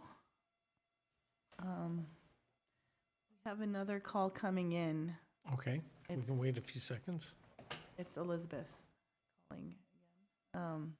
And that will be our last caller. Yes, that would be our last caller, Elizabeth Bauer. I apologize if I'm mispronouncing your last name. You're on air. That's okay. Thank you. Go ahead. Thank you for the opportunity to speak tonight regarding the project at 1900 Riverside. I ride in the area. I hang out in the area quite a bit, so it's an important area to me to preserve the equestrian lifestyle. I think this was mentioned by the previous speaker, but one of the other things about CEQA is there's a lot of other categories that probably need to be thought of and reviewed and mitigated to protect the city of Glendale from any liability. In particular, I'm concerned about the construction phase and demolition phase of the project and the risk to the horses that use Allen to get to Griffith Park. That would all have to be carefully mitigated. The other areas that would probably have to be looked into is noise and the plan for two-way traffic on Allen for use of the parking lot that's designed to the rear. That is a public easement, and with two-way traffic coming through, it might be a high risk to the horses in the area and the free access to the park. The other areas that might need to be reviewed are noise, lighting, and the environmental changes that may impact wildlife, being a wildlife corridor. And the other thing about the bypassing CEQA is it will deny other interested agencies the opportunity to raise their concerns. And in particular, I'm thinking about the City of Los Angeles, the City of Burbank, LA County Flood Control District, and anybody else who might have an opinion on that project based on the location and the proposed use. Thank you for your time. Thank you. All right, and that is all. So I'll now open it up for my colleagues to ask questions, make comments. Councilmember Najarian. Thank you. And just from our city attorney, this council is acting in a quasi-judicial manner at this point, correct? That's correct. Mr. Golanian, who is the City of Glendale employee that made the decision upon which this appeal was based? Director of Community Development, Mr. Calvert. Mr. Calvert, will you see fit to withdraw and change your decision from that hearing that you made several months ago? I want you to think about it. You had some extra evidence today, perhaps, that you didn't hear before. We're all entitled to change our minds at certain times upon getting more information. I certainly wouldn't hold it against you if you did change your mind. Would you consider changing your mind and your decision that brings us all here today? I would need to defer to our city attorney if that is something that is even possible or viable. It's certainly, I would argue, it certainly is possible. Mr. Mayor, members of the City Council, Councilmember Najarian, the decision is before the City Council. So the information, this is a de novo review. And so whether or not the Director of Community Development might have a different opinion concerning the matter based on the information that's been presented tonight is certainly information that he can provide to you if it has influence in some way, but the ultimate decision is really for the City Council to consider, and it is on a de novo review. Mr. Calvert, would you think it is appropriate to change the opinion that you held several months ago in requiring a EIR to be done on this property? Mayor Kasaki, members of the City Council, excuse me, the decision for this was based off the fact that we have two conflicting reports. Because we have those two conflicting reports, my personal opinion on the project, my personal feelings on the nature of the historicism of the site is regardless at that point. We are here because we do have these two conflicting reports, and that is what nudges us towards that EIR. Okay, I gave everyone a chance. Mr. Mayor, I'd like to ask Jenna Snow to come forward, please. Jenna Snow? Is she in the hallway or something? Jenna Snow, she wrote the report that this whole issue is based on. Jenna Snow. Last chance. I find it very difficult to rely on a report from someone who does not see fit to even come forward and recite and be available for any questions. I would like to question her on issues of bias. I would like to question her on issues of investigation. I would like to ask her questions on previous relationships, business relationships, or EIR issues, historical work that she may have done with anyone involved in this. Without having her before us, I find anything that she has written and authored to be completely unacceptable. This council, sitting as a judicial board, should ignore every single word that is in her report. Did your office ever contact Jenna Snow? I would ask Mr. Platt to come comment regarding that. Yes, I've had a couple of conversations with Jenna Snow. So who is Jenna Snow? She's a historic preservation consultant. She's done work throughout the Los Angeles area. She has decades of experience. We did not ask her to be here, so I hope it's clear for the record that she wasn't requested to be here. She may not even know this hearing's happening. So this isn't so much a condemnation on Ms. Snow. This is a condemnation on the city that is defending its record on the decision to have an EIR. So I don't mean to beat up Ms. Snow, but clearly if the city did not see fit to bring Ms. Snow forward to give us, the decision makers, a little bit of her background, a little bit of what went into making this report, I find it completely wrong, and it would be a huge mistake to consider anything she said. Now, a lot of what I'm saying, listen to his, verbosity. But listen, these cases get put up on appeal.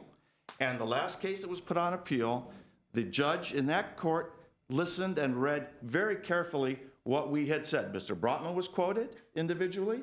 I was quoted individually. So in many cases, I'm creating a record here. So in case someone would like to appeal this, whatever this decision is, that at least we have a foundation here. So we don't know, I don't know who Jenna Snow is. You know who she is, but that you're not sitting up here, so that's a little bit of a problem here. We're at a little bit of a disadvantage. Now, how did you get the Jenna Snow report?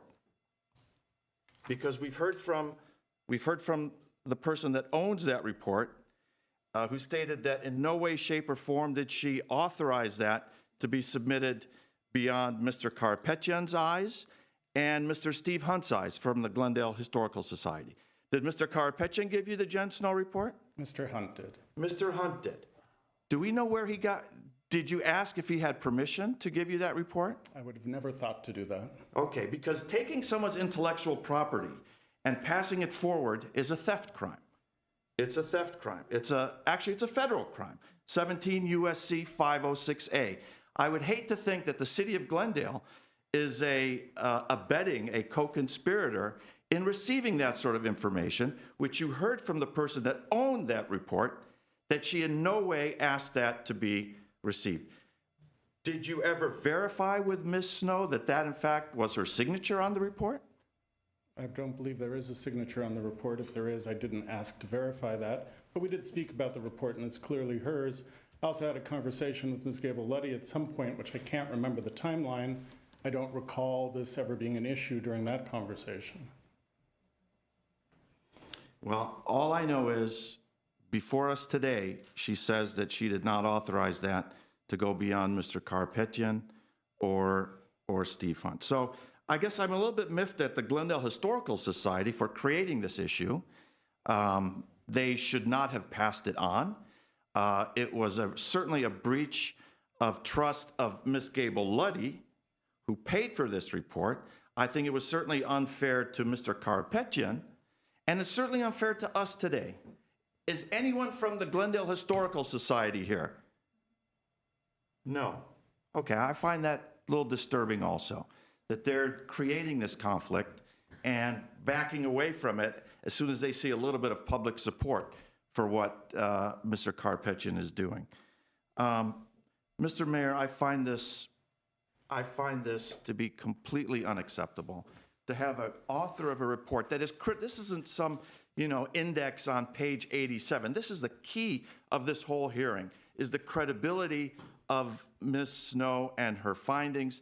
She's not even here. The report isn't even signed. We've got secondhand information about what was said or what was not said. We have the owner of that report saying that she wants it withdrawn from the possession of the city and use in this hearing. I think we should take a vote right now and end this fiasco. Thank you. I will actually ask my colleagues, Councilmember Al-Satrian, then Councilmember Brotman, and then Councilmember Devine. Mr. Calvert, are you making this recommendation because you are required to do so because there are two conflicting reports that you received? That is correct. Okay. So when Councilmember Najarian is recommending that you change your mind, you just don't have a mind to change because legally you had to bring this forward to us? Well, and as Ms. Van Buyden had outlined before, that decision has already been made. Therefore, we are here in a de novo capacity. Okay. I have serious concerns about the process. I've already conveyed that to staff during the briefing, but I do have one question for Mr. Platt, if you may come up.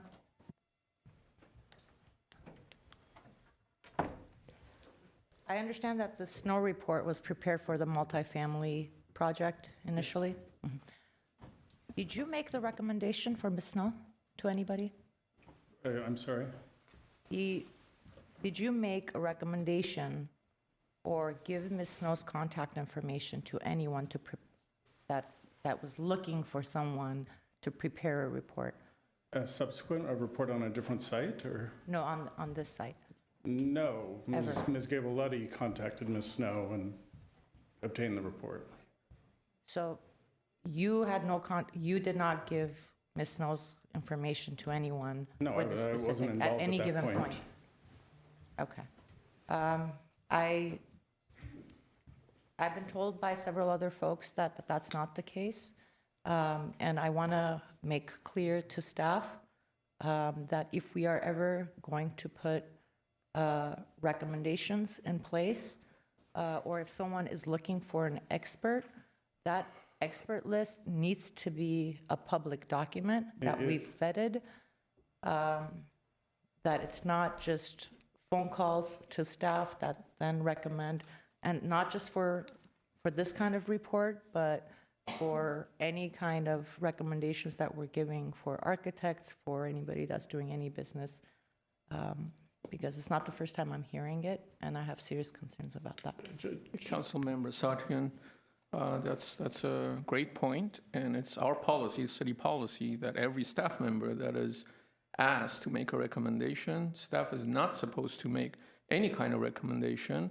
In lieu of a direct recommendation, we provide a list of qualified, experienced consultants or professionals that have worked with the city successfully in the past. Okay, so But do we that's a have policy. so do we have a public referral document as a city? Councilmember Satrian, it depends on the subject matter. If it's for engineers, we do. For contractors, we do. I know that because of my background in public works, I know we do have a list for all of those expertise and areas of professional services that we do have a list that, again, we don't recommend a single entity, but a list of companies, vendors that have worked with us. So if I went on the website today, It may not be on the website. so can we make, if we have such lists that we are using and we're giving out, can we please make those lists public for the sake of transparency and for us to know also why some companies are listed on there versus others. Right. And this is not, like, this is a serious question. I want to be educated. Is this stuntman concept in the report a joke? Like, walk me through like what the level is. I disagree with that aspect of the Jenna Snow report, so I join you in your skepticism. Okay. Can you guys answer the stuntman We question? could have asked her if she was here. Okay. My point. Well, I do it's not in believe it's that. in the, it's marked in the staff report. It's like singled out in the staff report. So The staff report- the report that we have, there are 3 areas that you guys have marked from the snow report. So what's the level that we decide, like, we're going to take something out of a report and include it in our own report? So a stuntman that hasn't contributed anything to our city, why is this relevant to this case? This is an education moment for me. That was included in the staff report because it was summarizing the findings of the Jenna Snow report, which we do in all of our discussions of other consultants' work. At which point, Mayor, council members, that's where we would look to the city council to determine whether or not that is significant enough, whether or not that is important enough to the city's history. We do not have a threshold. I believe you heard Mr. Dell reference that a few times earlier. We don't have a threshold of that is objective that would define what is going to be considered significant for the city. Okay. Thank you. Okay. Councilmember Brotman? Okay, I was going to make a joke and ask Mr. Platt, where were you on the evening of November 18th, 2021? Oh, okay, I'm going to dial down a little bit and be kind of boring here. So, first of all, I just want to say, I like the project. I think it's going to be a benefit to the Rancho area, to Glendale generally. I thank Mr. Karapetian and Mel, right? Mel, for what they're doing. I really don't see an alternative to tearing down this facility. I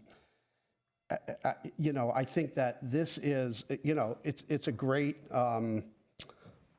it's a great way, bringing in the dog boarding. It's a great way to create a financial model that would allow the continuation of a certain amount of horse boarding, and I think that's a formula that's been missing. So I do note the strong community support. I've been down there in the area, in the Rancho area, and I've seen people come out and very strongly support it. And that's, as somebody mentioned, it's not easy. They're not like, the easiest people to please down there in the Rancho. So it's something when they all come out and want to support something. So I personally want the project to move forward without delay, but that's not the basis for the determination that we need to make.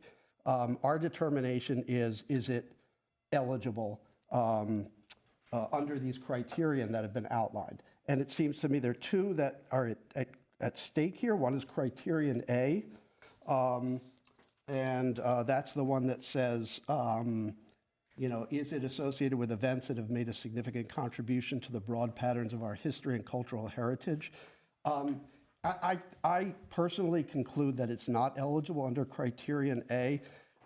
As many people have said here, there have been many stables and riding academies and that have been in existence for a long time, that are still in existence today. There are many people with barns behind their homes. They've all contributed to what that area is. I don't think we can say that all of them are eligible just because they've been part of that history. And I think that, we are going to be able to, with this project, continue to maintain that equestrian character in the area. So I'm not convinced that we pass criterion A. And on criterion B, this gentleman, Grover Sandy Sanders, interesting guy. Yeah, maybe I would have liked to meet him and chat with him. But I don't think he's really, with no disrespect to him, a kind of a major player in Glendale history. If it was Cecil B. DeMille, like we heard, yeah, maybe it would be different. But I just don't see it. And I just looked on Wikipedia. He doesn't even have a page, so I don't know if that means anything. But so I'm not convinced. I'm just not convinced by the Snow report. Has nothing to do with whether she's here or not, or who asked for the report, or any of that stuff. I'm just not convinced. So on top of that, I think that there have been so many changes, and the condition of the buildings are just in a state that I don't think it is possible to do what we want to do at that site, which is to maintain equestrian commercial activities without tearing it down. So that's where I am, and I think that's about it. Thank you, Councilmember. Councilmember Devine? Well, thank you. Thank you. I agree with a lot that has been said. Two things I've learned, have been brought out tonight that I appreciate. Number one, our zoning supports the equestrian use in the Rancho. That's important to me. And number two, that there seems to be community support for this project, and that's important to me. I have to base my decision on the criteria and the findings. And I want to thank, is it Carrie? And I'm sorry I didn't get your last name, but I want to thank you. I want to thank you for going through the criteria, because that's important for me to make sure that I cannot make a finding. And you helped me with that. Just as Mr. Brotman, Councilmember Brotman said, no events. Maybe you would like to have a beer with this stuntman, Councilmember Brotman, but maybe, I know you do, but not significant. The one I was kind of concerned about was it embodies distinctive characteristics of type, period, region, method, and you kind of cleared that up for me rather well. It is utilitarian, it's been altered. And the other one is that it might yield information important in our history, and I don't think these stables will do that. The City of LA Historical Cultural Monument application did not identify equestrian activities as significant in the history of this area. So that also was a determining factor for me. So therefore, I guess you can surmise, and another comment I want to make is the fact that I agree with Councilmember Najarian's comments on the legality of the Snow report being passed around when it was owned by Ms. Gable Luddy. I respect her right of ownership, and I think we have to acknowledge that. And so I'm not taking her report into consideration at all. I guess I would move to reverse the determination by the Director of Community Development. I think this is going to be a great project, and I'm so glad that they have included horses in the corral as they must, but I think it's going to be a welcome addition to the Rancho and a revitalization. Thank you very much. I'll try to, yes, Councilmember Santiago, go ahead. I didn't realize we were making comments. I thought we were just going to be asking questions. Okay, go ahead.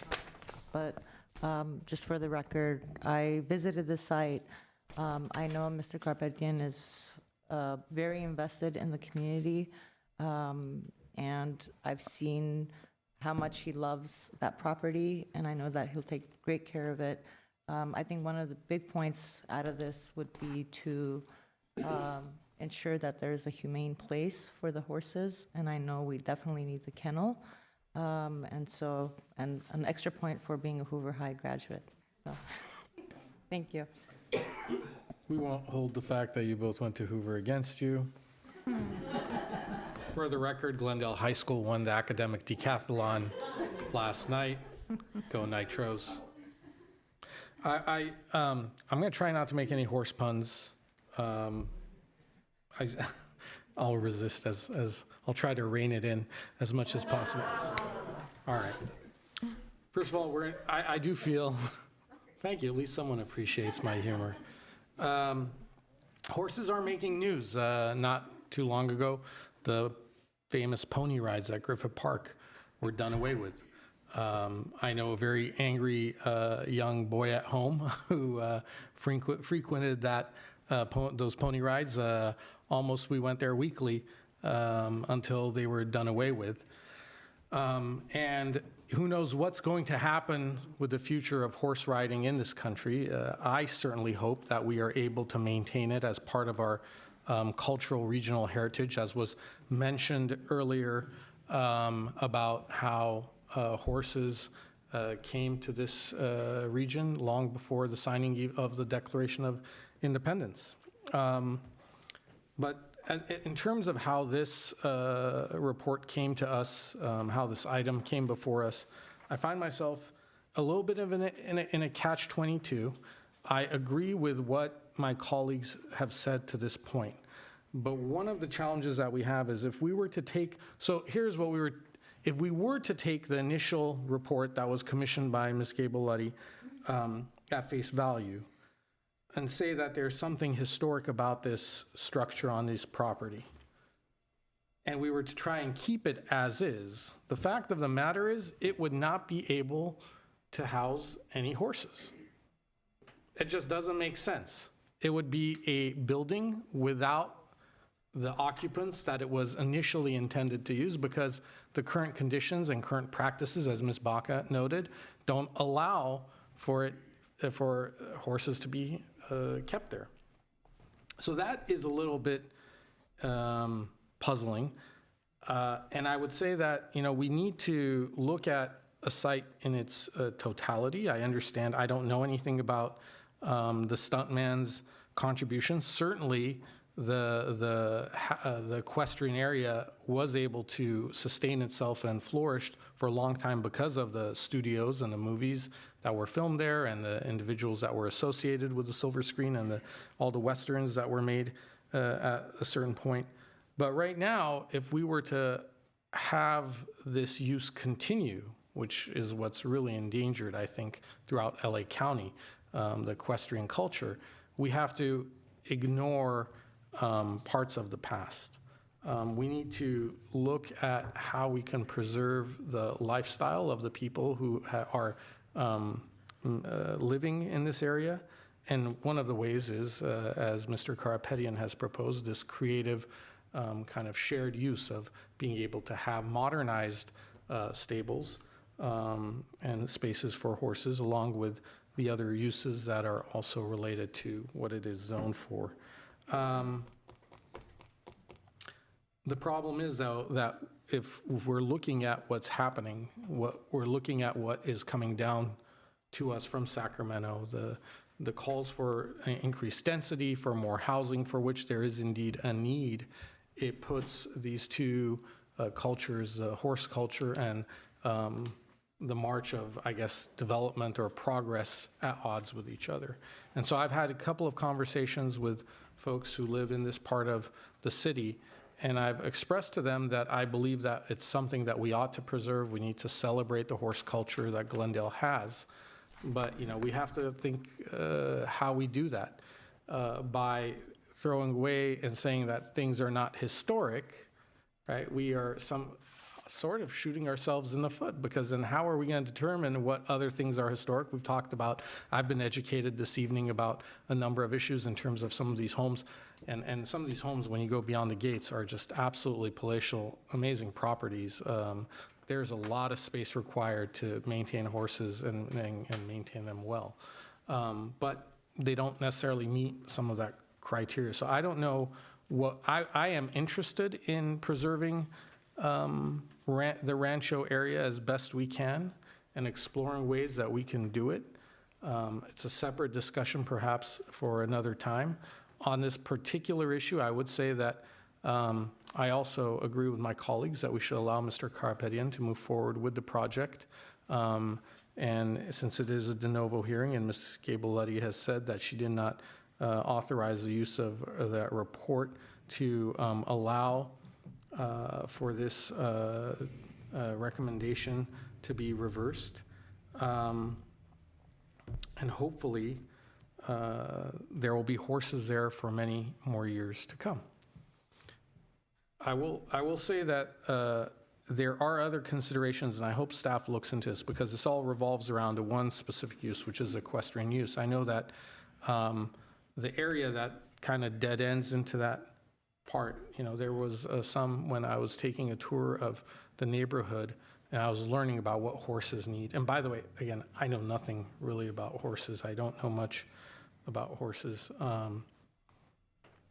But when we were in that area, there was a mention of the surface of the parking lot and how it should be a soft surface versus a hard surface.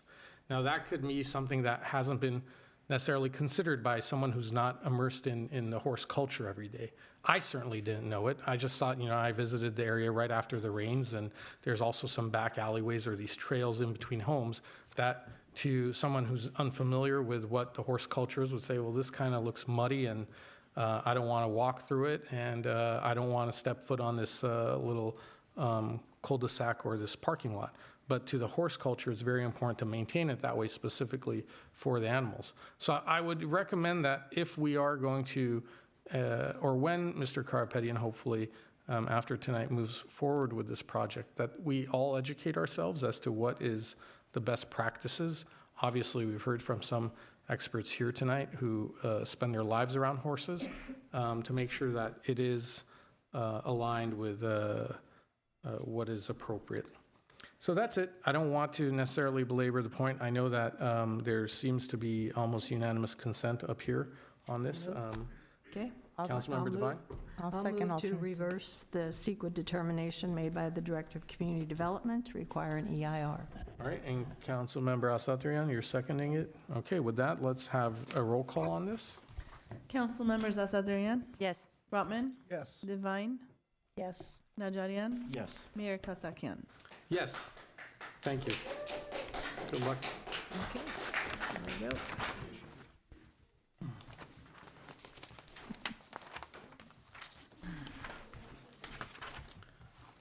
Okay, we'll move on to the next item, taking us back to 8A. 8A, action items. Public Works regarding Fremont Park renovation project bids, specification 3624. 1, resolution rejecting all bids received on January 11th, 2023, dispensing with competitive bidding and authorizing the Director of Public Works or his designee to negotiate a contract with one or more of the contractors that submitted bids. 2, motion amending the professional services agreement with David Waltz Design Landscaping Architects, Inc. DVD, increasing the contract in the amount of $149,596 for a new total not to exceed contract amount of $1,254,473, and extending the contract duration until the completion of the project. 3, motion amending the professional services agreement with Maestro Development LLC, increasing the contract in the amount of $190,000 for a new total not to exceed contract amount of $855,000, and extending the contract duration until the completion of the project. All right, Mr. Galani. Mr. Mayor, members, City Council, the Fremont Park renovation project, as you may recall, has been in the works for several years due to a number of reasons, including changing design elements, funding, permitting, etc. But we recently finally received 5 bids for this project. Unfortunately, though, due to a number of technical issues with bid documents, and they've all been deemed non-responsive. 4 of the bids came in higher than the engineer's estimate, and hence we are recommending rejecting all bids and authorizing Public Works to move forward with negotiating the new bids with one or more of the bidders who have submitted bids. With that, I'm going to turn it over to Kevin Todd, our Assistant Director of Public Works, to provide more detail and seek your direction, like I mentioned, moving forward to negotiate with the bidders. Mayor Kazakian, council members, good afternoon. Kevin Todd, Assistant Director of Public Works. We have a brief presentation for you here about the Fremont renovation project. Right? Okay. We'll get started here. This is our project schedule from when we started this project up until current. You can see back in 2015, we had a master plan idea and community outreach efforts. City Council had approved a design engineering agreement in July of 2016 and adopted specifications in October of 2019, at which point we had a little wrinkle called COVID-19. Had some issues with county plan check approvals at the time, and Public Works got to the job walk in February of 2021, at which time we had a pause in the project for the Parks Department to look at the turf materials life cycle analysis, which was resolved in June of 2022 with City Council's approval of the Shaw turf material. City Council approved a construction management agreement in October of 22, and we picked up the job walk for the second time in November of 2022. Bids were received in January 23, and here we are today.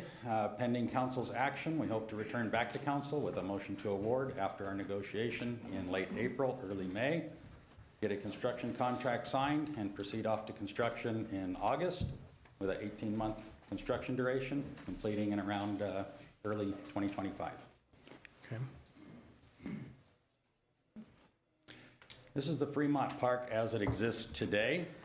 This park is an 8-acre site located down around the area of the 134-5 freeway interchange. You can see the amenities that exist today are tennis courts, a playground, and some open space. This here is the master plan concept that was approved by City Council. You can see this has a lot of elements built into this park with the tennis courts, pickleball courts, water play feature, playground, new soccer field, walking paths, expanded parking for the park, with a note on top that brought in a lot of opportunity to coordinate this project with Glendale Water and Power to incorporate photovoltaic canopies throughout the parking areas. This is our project cost estimate as it exists today. You can see we have a hard cost estimate of approximately $20 million.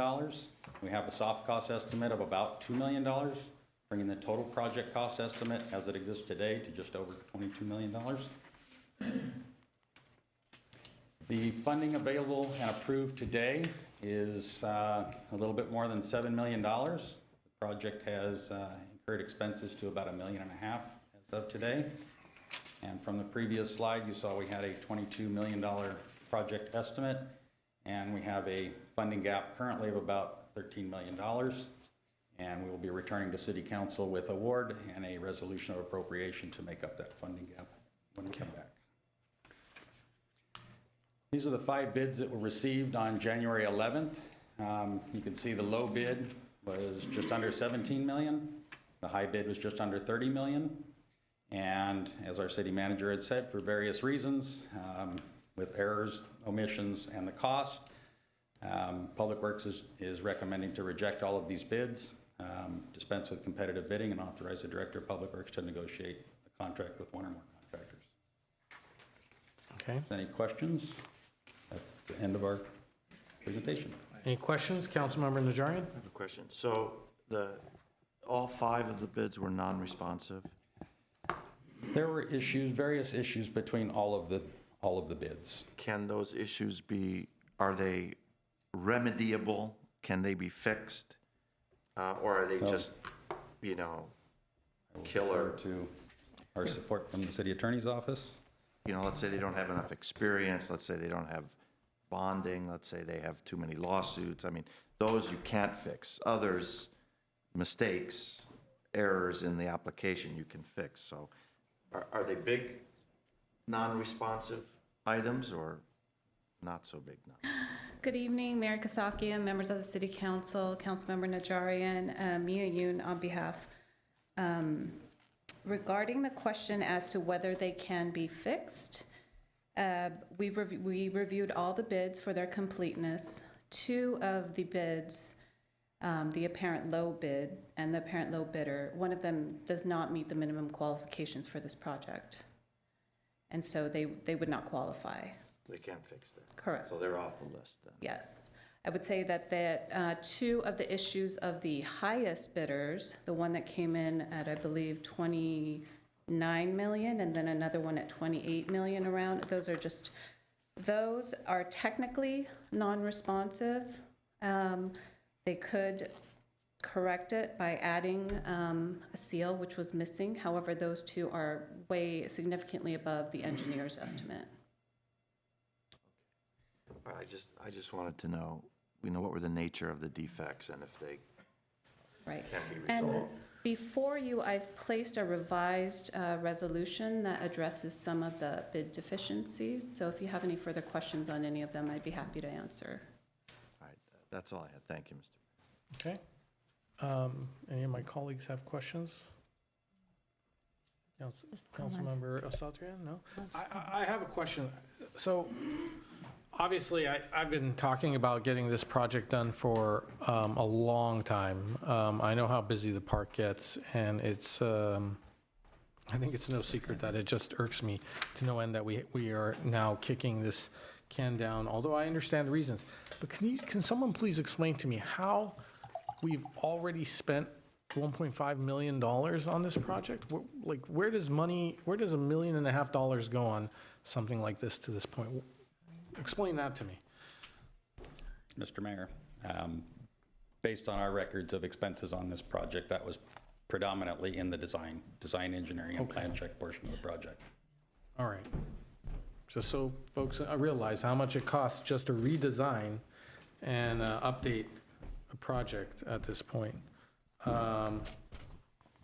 Mayor, if I may add, that's a typical, if you consider the cost of the construction of the project is 16 million. I so just want the public to be aware. 10% is When we pretty say we've standard. already, but here's the thing, in the public's eye, right, and what people, if I'm the layperson viewing this meeting, who may go to Fremont Park, who hasn't seen a single pebble or plant changed or moved, to tell them that $1.5 million has already been spent on it, they're not going to understand it. So we have a design in place, which costs the city over $1 million to do.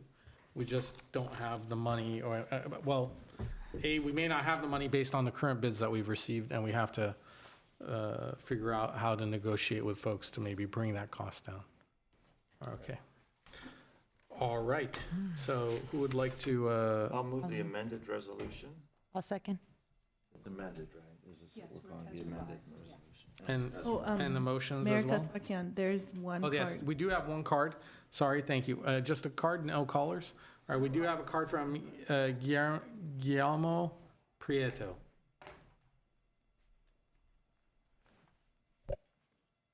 Guillermo? Good evening, Giuliano. Giuliano. Yes. I'm familiar with this type of construction as we're general engineering contractors. I'm not a bidder. I'm just a citizen here in the city of Glendale. But it baffles me that the spread on those bids could be that significant. I mean, we're talking about a $13 million spread. When I see spreads like that, I see that there's somehow not enough clarity to the bidders. I see that there could be not enough substance in the quantitative factors on the bid sheets. If we were to take that 1.5 million and let's throw another $500,000 at it, let's get crazy, right? And we're able to dissect, and I'm not just talking about this project. Every single project that goes out to bid, this city and all cities should literally quantify every factor inside that project. This is how much square footage, this is how many cubic yards, this is how many feet of pipe. Send it out to estimation companies to give you guys back that literal breakdown. If you have a literal breakdown of every last thing in there, our public works departments can fill in the blanks for how much the average cubic yardage is in this area. We can call the highest one. So some of these local ones, they're union, outfits for ready mix, we can ask, how much is a cubic yard of concrete? How much is a cubic yard of pipe? And then we can get an idea of, okay, how much is all the materials? At most, it's not going to be 4 times the materials for the entire project. Add a 5th factor for prevailing wage. But if that number exceeds that amount, we can somewhat get an idea and a gauge for a certain project. And look, that's a very rough way to do it. But if you go back to at least having a very quantitative way to provide bids back to you guys, I don't think you're going to get $13 million spreads. That's all I wanted to share with you. Thank you so much. Thank you, Mr. Prieto. All right, there's been a motion made by Councilmember Najarian, and that's also for the resolution and the 2 motions at A1, 2, and 3. Yes, it is. All right, and is there a second? There's a second by Councilmember Asatryan. Let's have a roll call vote on this. Council members Asatryan? Yes. Brotman? Yes. Divine? Yes. Najarian? Yes. Mayor Kasakian? Yes, thank you. Let's move on to 8B. 8B, Glendale Water and Power regarding standardization of water meter boxes, vaults, covers, inserts, and related items for the enclosure of water meters as Armorcrest Product Company. Resolution 1, resolution adopting Armorcast as the city standard for water meter boxes and vaults for the enclosure of water meters and dispense with competitive bidding for the procurement of water meter boxes, vaults, covers, inserts, and related items from Armorcast. All right. Do we need a report? I called you council member twice tonight almost. Shows you Thank I you for need the my coffee. promotion. Sure. City Manager Galanian? Yes, Mayor Kasakian, member City Council, GWP Water Division regularly purchases meter boxes and related items for enclosure of water meters. And they have used Armorcast exclusively for over 10 years. In the past, as they are the only boxes that meet the city's needs. Therefore, they're requesting to use Armorcast as the standard for boxes, covers, inserts, and related items for the enclosure of water meters moving forward. And the request is to dispense with competitive bidding and make Armorcast products as the standard, like I said, to purchase and install in the future. If you like more details, Mr. DeGhetto is available to present that to you. He's also brought a sample of a cover if you'd like to see. Oh, well, I was about to move the item, but. Now you piqued our curiosity. If there's a sample, we have to Let's see take the a look. sample. Mayor Kasakian and members of the council, Michael DeGhetto, Chief Assistant General Manager for Water. And really, this is, I know everyone doesn't walk through the city and look down at meter boxes like I do, I guess, and my staff, but this is what you would see when you look down. And this is the cover that goes on top of the meter box. And if you lift it up, inside of that's the meter, there's some little valves, and that's the service that goes to your house. That's your water service goes through the box. Okay. Can I ask a question? Sure. That little black item Yeah. is what?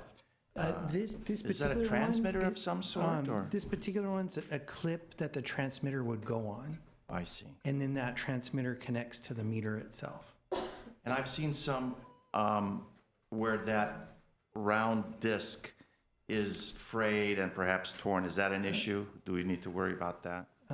Mayor Kasakian, Councilmember Najarian, you don't have to worry about it until we come back later to replace those items, which would be a different item to replace than the meter box itself, if that makes sense. And if I had to turn off the water service to my house, is that where it's done at, underneath that? Councilmember Najarian, yes, it is. There's You've got those big key, they're large metal with a little.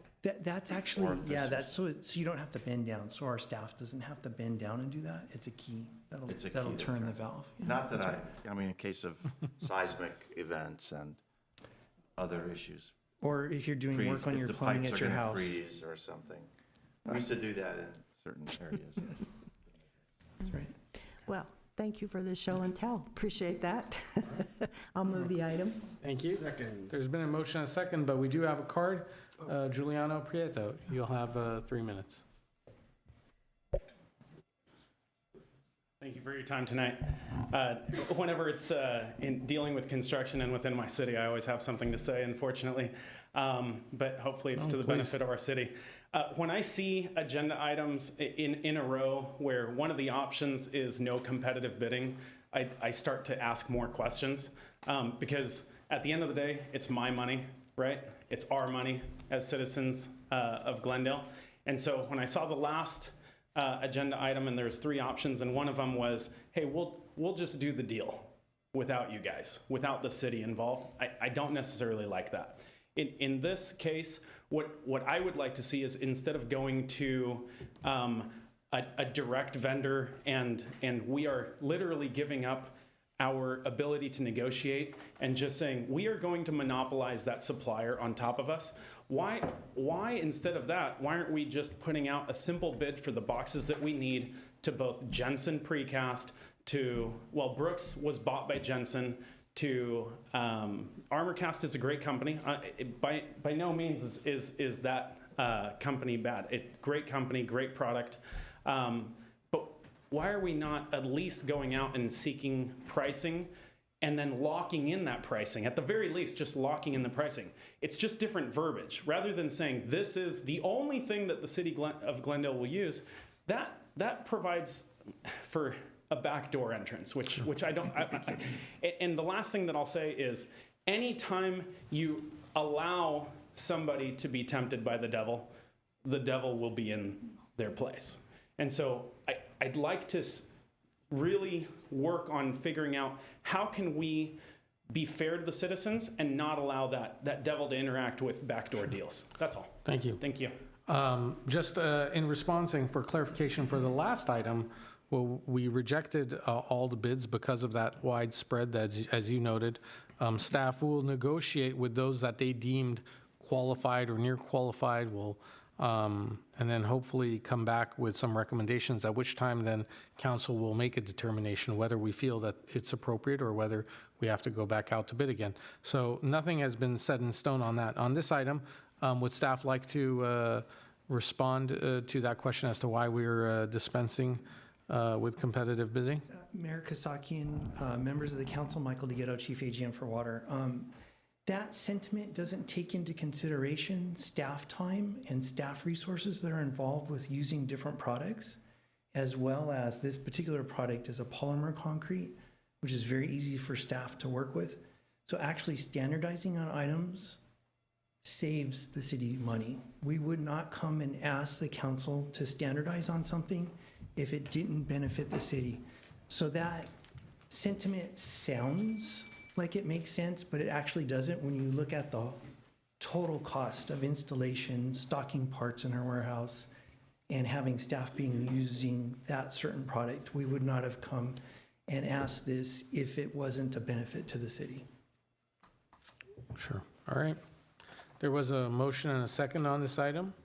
May we have roll call, please? Council members Asatirian? Yes. Brotman? Yes. Divine? Yes. Najarian? Mayor Kasakian. Yes. Let's read 8C into the record, please. 8C, Glendale Water and Power regarding amendment number 4 to professional services agreement, contract number 8000586 with New Gen Strategies and Solutions LLC.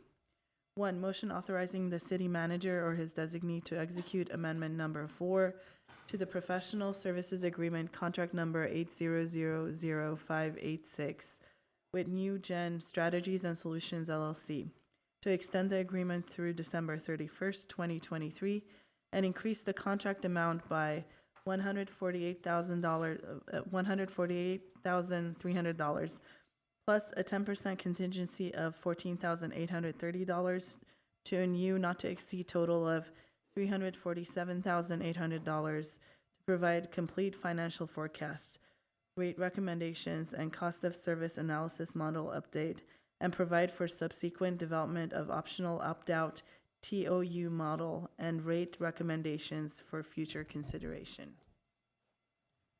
Okay. Mr. Galanian? Yes, Mayor Kasakian, member of City Council. GWP has used and continues to use New Gen Strategies and Solutions. This is the company for the development of a long-term financial forecast and revenue requirements, as well as cost of service analysis. As you may know, we plan on issuing bonds to fund the Grayson Energy Center and the Shoal Canyon biogas projects. And our financial advisors have highly recommended that we complete a COSA, cost of service analysis, prior to the issuance of these bonds, which will help us by getting the highest possible bond rating and hence lowering the cost of borrowing. And that's the reason staff's recommending to extend the existing contract with New Gen, as well as adding funds to be able to complete the COSA as recommended.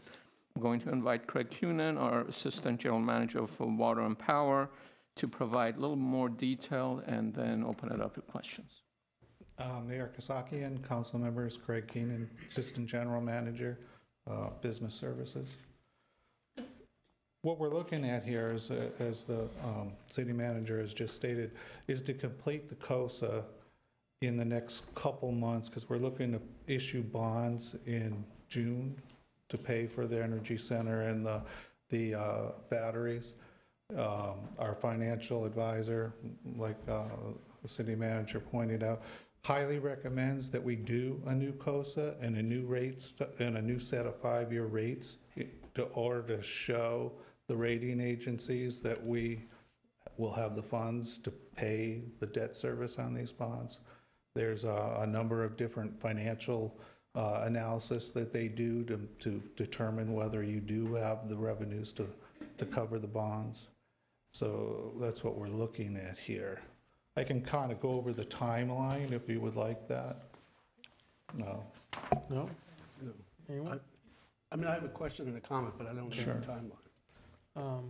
Well, hold off on timeline. Go ahead, Councilmember Brotman. Well, I know that we've been planning all along to do a bond for the Wartsillas for Grayson, and now it looks like we're considering a bond also for Shoal, which was not the original plan. Actually, my question is, if we bond for Shoal, or let's say we do and we don't, take the two scenarios, Sure. One we don't, or we only bond partially, and the other one we bond fully. How does that affect rates?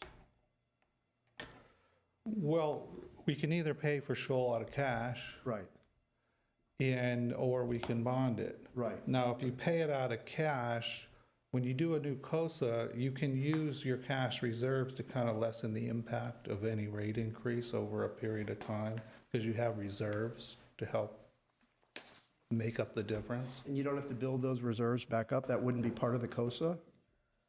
You want to maintain in the COSA, I think we looked at this in January 22, we were looking at this the last time, and we did give briefings on it. We wanted to maintain a minimum cash reserve balance of about 200 million.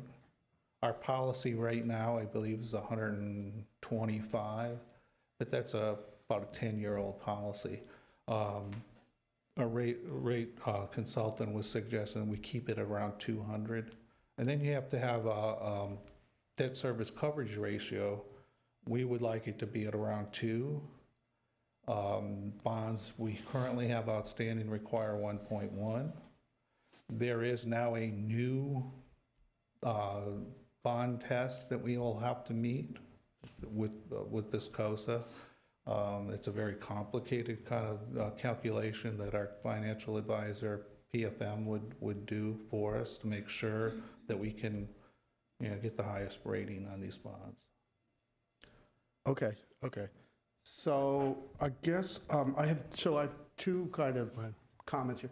One, my preference, unless I'm thinking about this wrong, my preference would be that we bond entirely for Shoal and for Grayson, so that those reserves that we have are available for things that are don't lend themselves as easily to bond financing, such as smaller solar projects, mid-sized solar projects, battery incentives, demand response, energy efficiency, all these kinds of more kind of service oriented. They're not, big infrastructure projects. They're harder to bond. So I would think, unless you feel differently, that we would bond everything we can bond right now.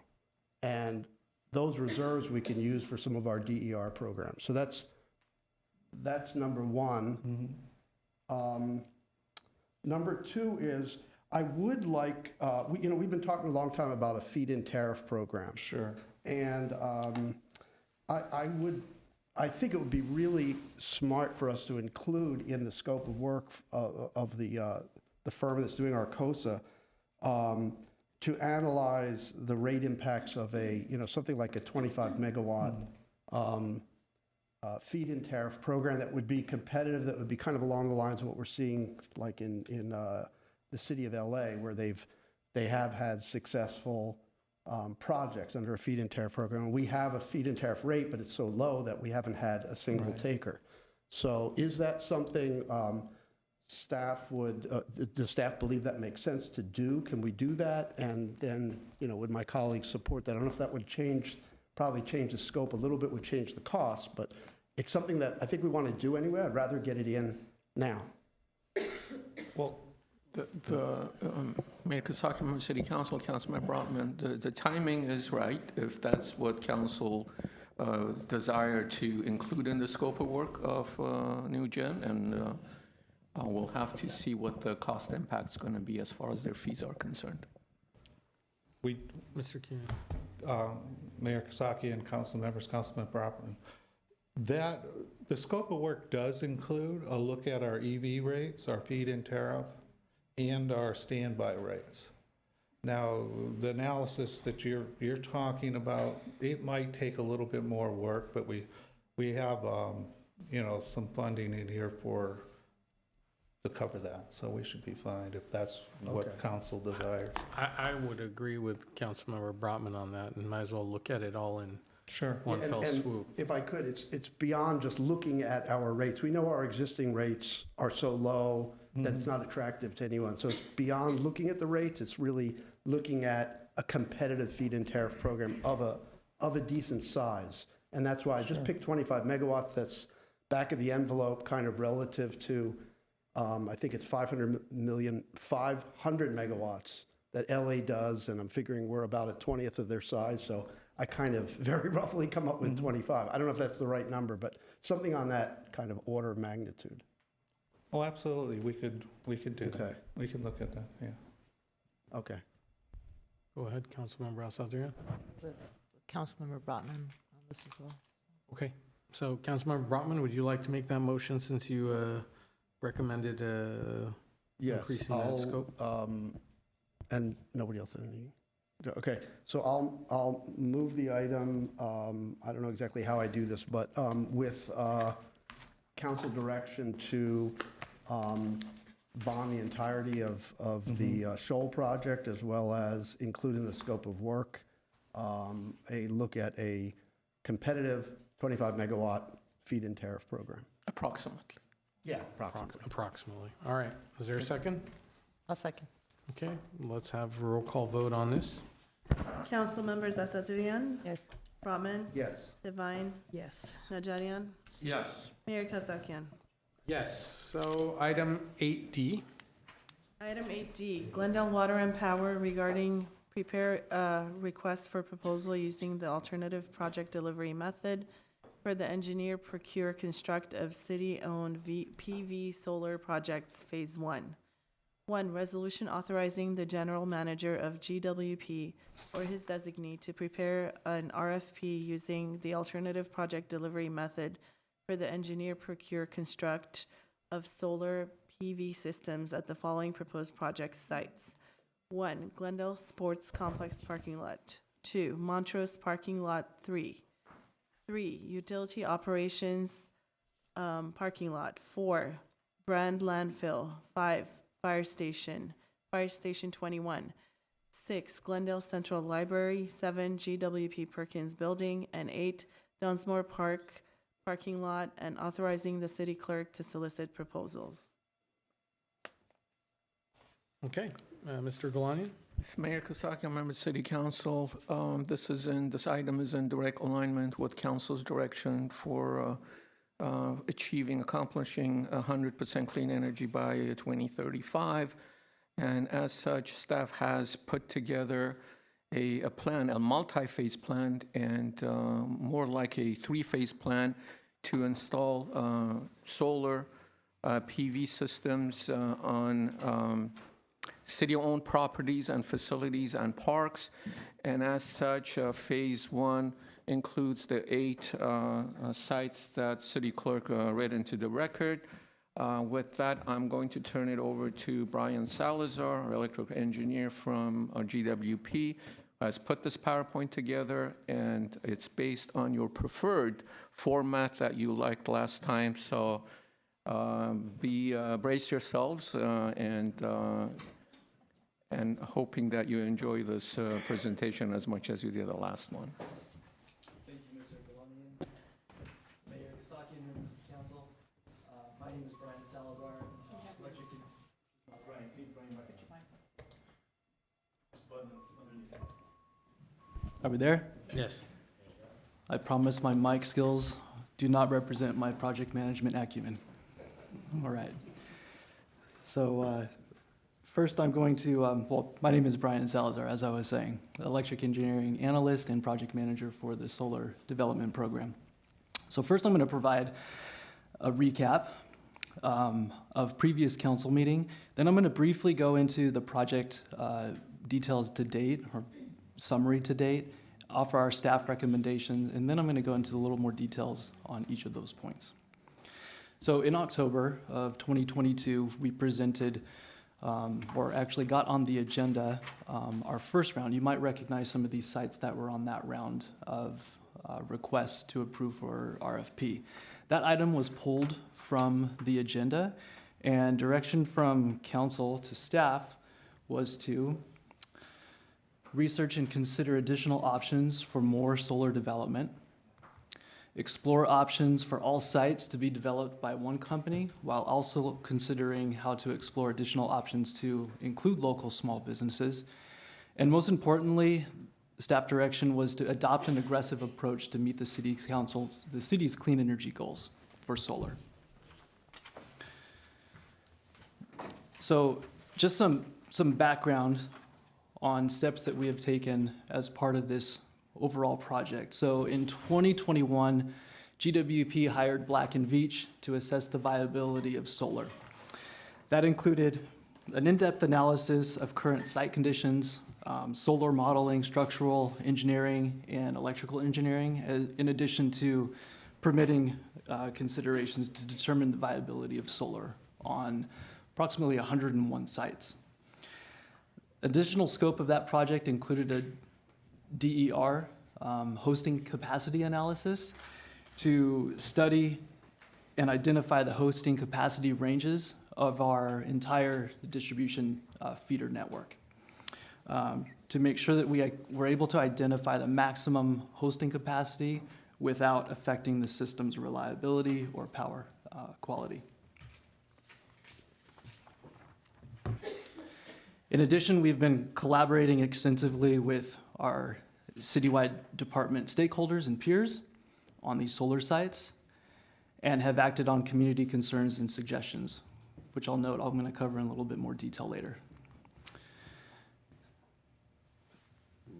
So as we have continued our collaboration with our internal stakeholders, it is our opinion that the most aggressive approach to developing solar on city-owned properties is a multi-phased approach.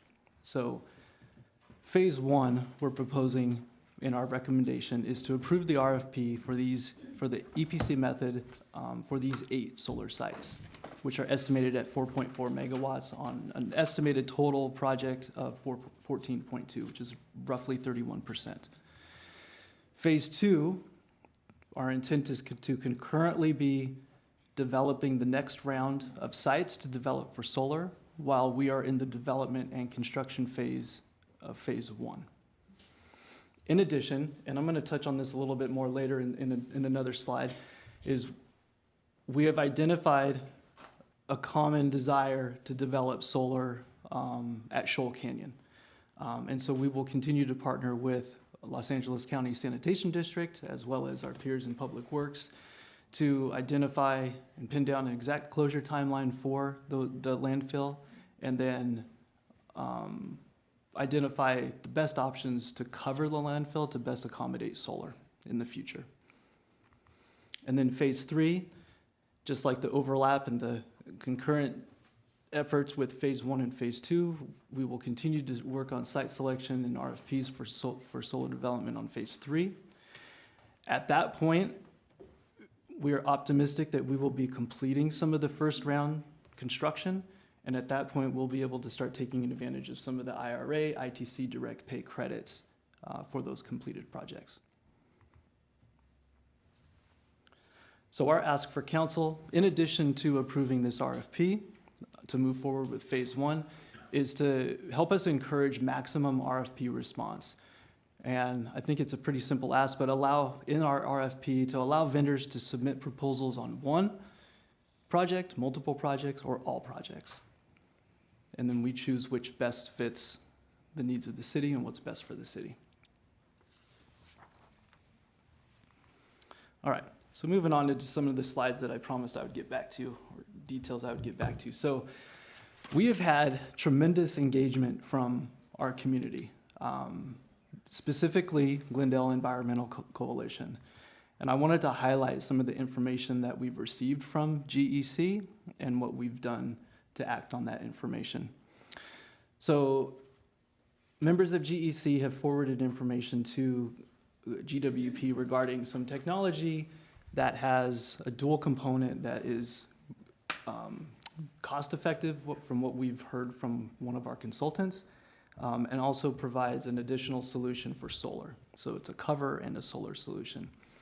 So I started looking into this company, and I found one project that caught my eye. It was an EPA project that our consultant, Black & Veatch, that actually consulted us on most of this project so far, was the engineer for. And so I contacted my contacts at Black & Veatch and got some information from one of the engineers that was on that project. And what they found was this was a very cost-effective project for this application. It was fiscally the most responsible decision out of all the other solutions that were available. And it was in fact a very innovative product. Further research into this company, if you look them up, you'll see that they've won a number of innovation rewards, but I'm not here to sell this company. I'm here just to share what we have found and the information that we've looked into. A couple other more applicable to California. There are some applications where this technology has been applied to California landfills at Crazy Horse Landfill in Salinas and Portola up in Northern California.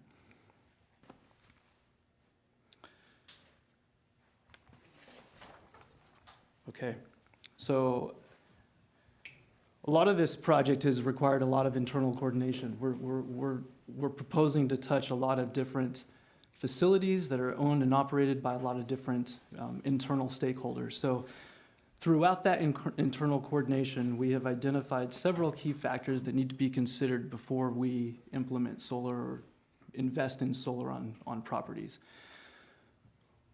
One of those factors, very important factor, is the roof condition and the roof replacement schedules. So we discussed a project earlier in the meeting, Central Library, which plays right into that. So Central Library is a project that is currently undergoing a roof replacement. Therefore, we see that as a solar-ready project as soon as that roof is done to put solar on it. The last thing we want to do is to invest in solar on a rooftop application to find that in a couple of years or 5 years down the road, we need to do a roof replacement. And so we're coordinating with our peers in Public Works to nail down some of those roof replacement schedules so that we can implement those in future phases. But Central Library is a great example of one of those that is solar ready now. Another consideration is parking lot conditions and upcoming resurfacing projects. That's another item, that's another project that is on our list, Dunsmore Park. We've been in collaboration with Parks and Public Works on the resurfacing project that is upcoming on that. And we are going to time that effectively so that when we put solar in, so that we're not trying to put solar and structure and infrastructure in after the resurfacing is done. So we're coordinating those efforts as well. Another factor is reconstruction plans for buildings and parks. We're just hitting another topic that we talked about tonight, Fremont Park. As Mr. Todd had alluded to earlier, we've been in contact with them regarding the reconstruction plans for Fremont Park.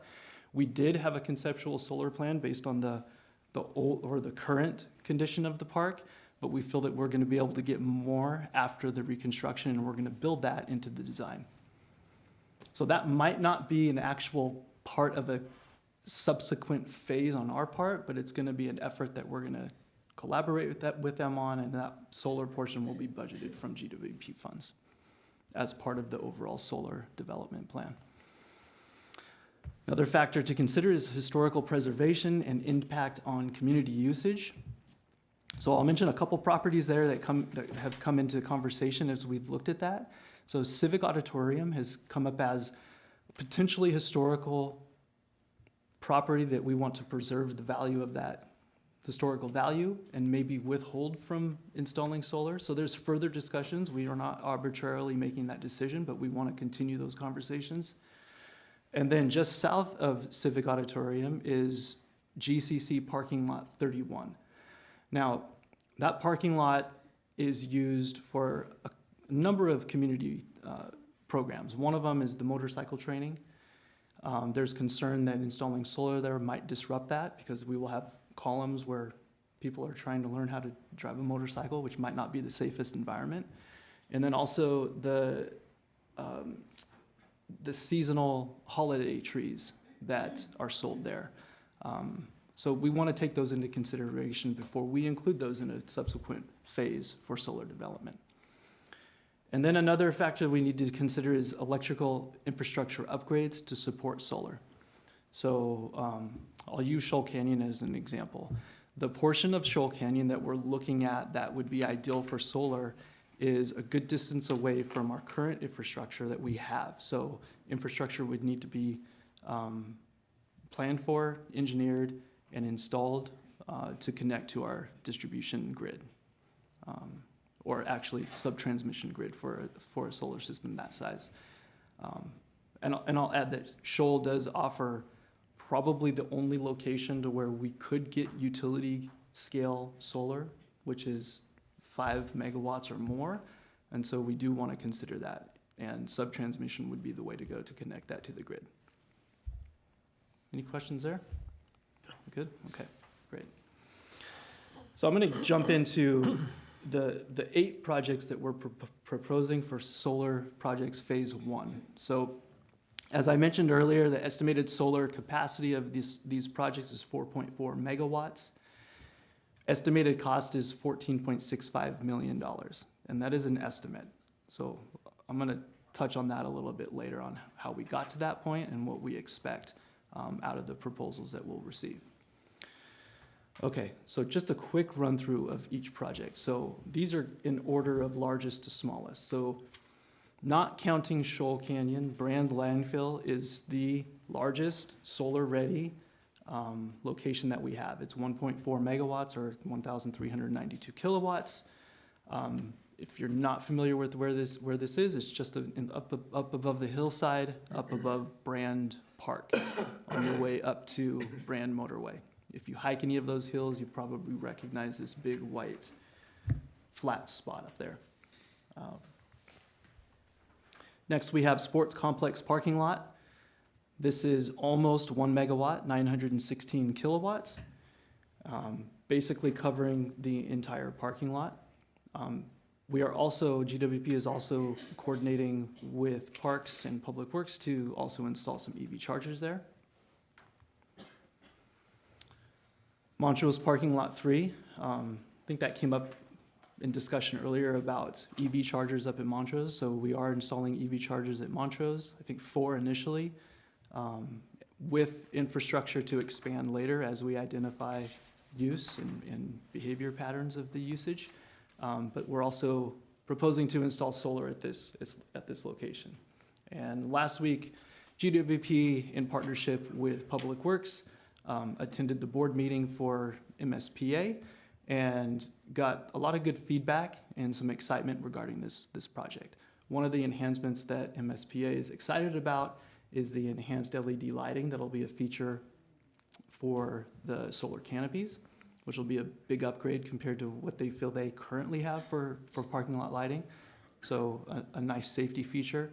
In addition to replacing those current parking lot lighting columns, we will be disrupting the current signage for the parking. And so we will upgrade the parking as well to match the current Montrose theme. So a couple upgrades that they were excited about. So we mentioned the roofing project at Central Library. This is a great opportunity for a nice size rooftop solar application. Also at the Utility Operations Center, we have a parking lot there that could provide an estimated 305 kilowatts of solar power. So I look at this as turning Grayson into not just a power plant that's run on gas, but also a renewable energy facility that has a combination. Fire Station 21 is another good site for rooftop. We also have a small carport section here in that middle parking section. It's just not displayed on this. The reason why is because when the conceptual designs were drawn up, we approached them, we kind of put them into buckets by rooftop and carport. And so I'm just showing the larger image of the rooftop here. But that's one of the rooftop locations that has tile roof. It's solar ready, and we can move forward with that. Dunsmore Park, I mentioned our coordination with Parks and Public Works regarding that. And this is what the conceptual solar design looks like there. We will take into consideration the historical value of the stone walls that are around the whole perimeter of the park, as well as the parking, and we'll make sure not to disrupt that. And then last but not least, GWP Perkins Building. I think this kind of represents symbolically GWP's commitment to growing our solar portfolio. But this is another one, rooftop, and this is, you know, it's small compared to the first site that we looked like. It's almost 10% of that, so 155 kilowatts, but a great addition to our first phase. All right. So when we look at the total estimated kilowatt size of these 8 projects, the household equivalent for this first phase is the equivalent of 656 households for their annual usage. Now, if we look at the statistics of how many solar properties we have in Glendale, we currently have a little over 2,400. So this represents a little more than a quarter of that. Now, most of those applications are on single-family residences. And we know the breakdown that we have of single-family residence to multifamily residence. It's roughly 31% single-family and 69% multifamily. So when we kind of break it out that way, roughly little over 9% of our single-family residences have solar, and this is about a quarter of that. So it's my opinion that this is the most aggressive approach with the information we have now to break ground, get shovels in the ground, and start developing solar now while concurrently working on the next phase.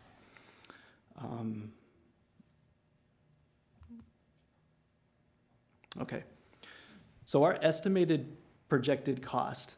So in our report that we received from Black & Veatch, we received that report early to mid 22 as far as the cost estimates. I think the final report was done in August 22. The estimated cost per watt was $1.55 to $2.97 per watt based on average US prices.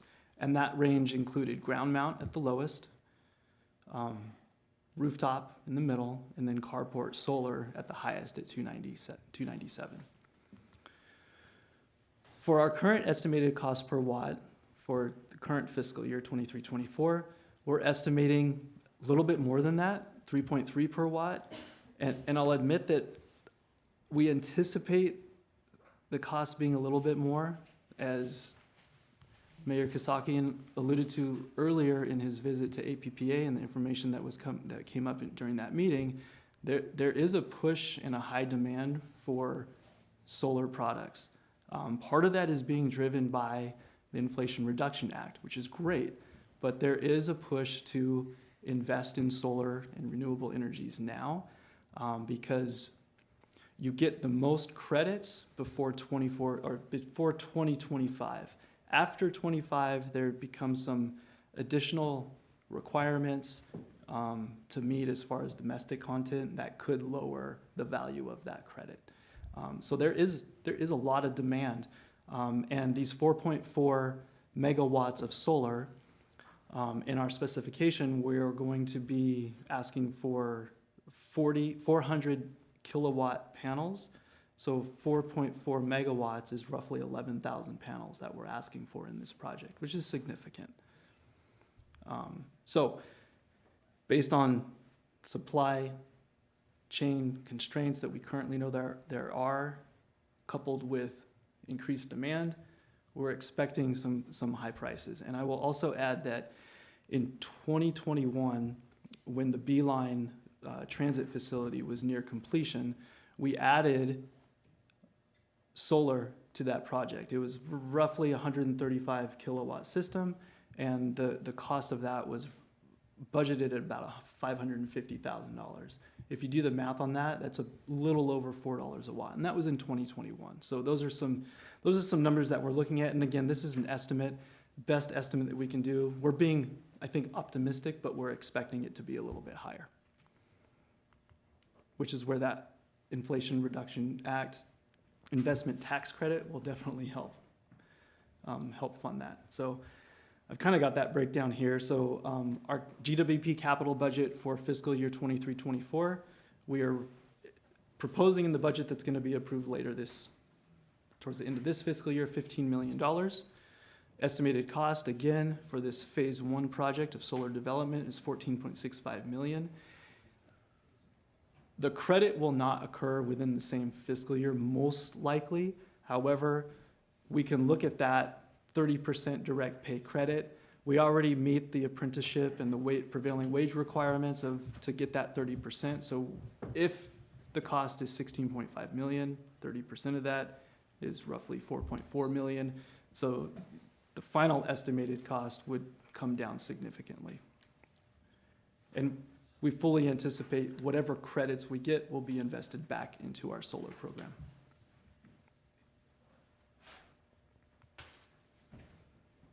Okay. So our tentative project timeline is to advertise the RFP in the middle of April. We'll make the proposal deadline 2 months out from the date that we issue it. We're optimistic that in the time frame that we issue the RFP, we will be preparing the staff report. We'll have dates lined up to get back to council quickly to award those contracts, one, multiple, however many we feel is necessary for the best needs of the city. And then we expect to be able to break ground and start construction as long as supply chain isn't the hiccup for us between September and the end of the year, and hopefully start getting some projects completed within the first half of next year. And we are cautiously optimistic on those timetables. We haven't implemented a phase yet, so we have yet to see the impacts of supply and demand right now. Okay, so next steps. With council's approval to move forward with phase 1 of our solar development program, we will finalize the RFP as mentioned before, and we'll continue working with our internal stakeholders to define the specifications and requirements for the RFP. We will issue phase 1 for city-owned solar development and continue working on phase 2. Any Mr. questions? Mayor, Right.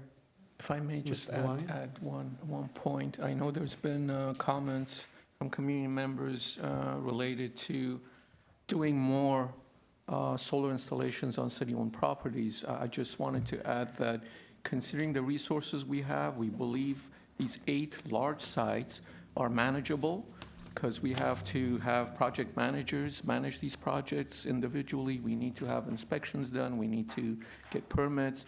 And this will be a good stepping stone to learn how the systems work, pin down a better, more accurate cost estimates for phases 2 and 3.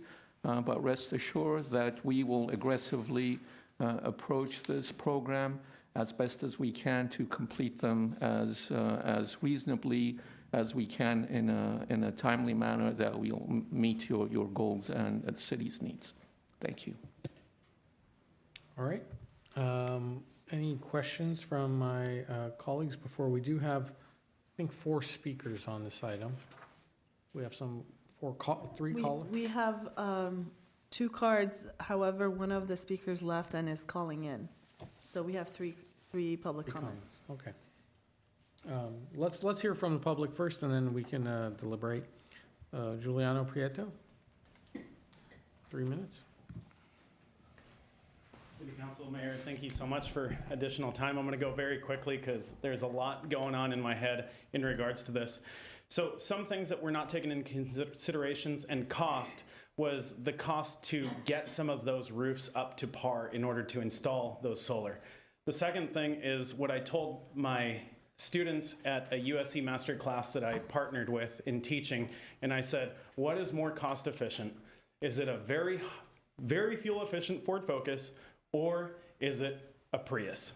And I want you guys to keep an open mind on this, because when we're considering this, we're doing this because of an environmental impact. So we need to take into consideration the entire environmental life cycle. I have not heard anything about the environmental life cycle. I have not heard about what we're going to do 10, 20 years from now when those solar panels are no longer in use. How much does that cost? That should be also in the product. With the Grayson plant that was installed in 1940-ish, they never thought to themselves, what are we going to do with this thing 10 to 20 years from now? They built it for the long term. The highest cost per square foot, okay, for solar is building urban, okay? If we really wanted to be environmentally conscious and really wanted to implement solar, this is what we would do. For every 5 megawatts, and on a side note, let's not take up any of the most beautiful sites at the top of Shoal Canyon for anything like solar. But what we should do is go buy some desert land in the name of the city of Glendale. For 40 acres, call it 50 grand, okay? You can buy 400 acres. 400 acres for 400,000, okay? And we're going big numbers here in Palmdale. We can start with 5 megawatts, okay? That's only gonna take up 40 acres of it and still have, how many acres? 360 acres left over.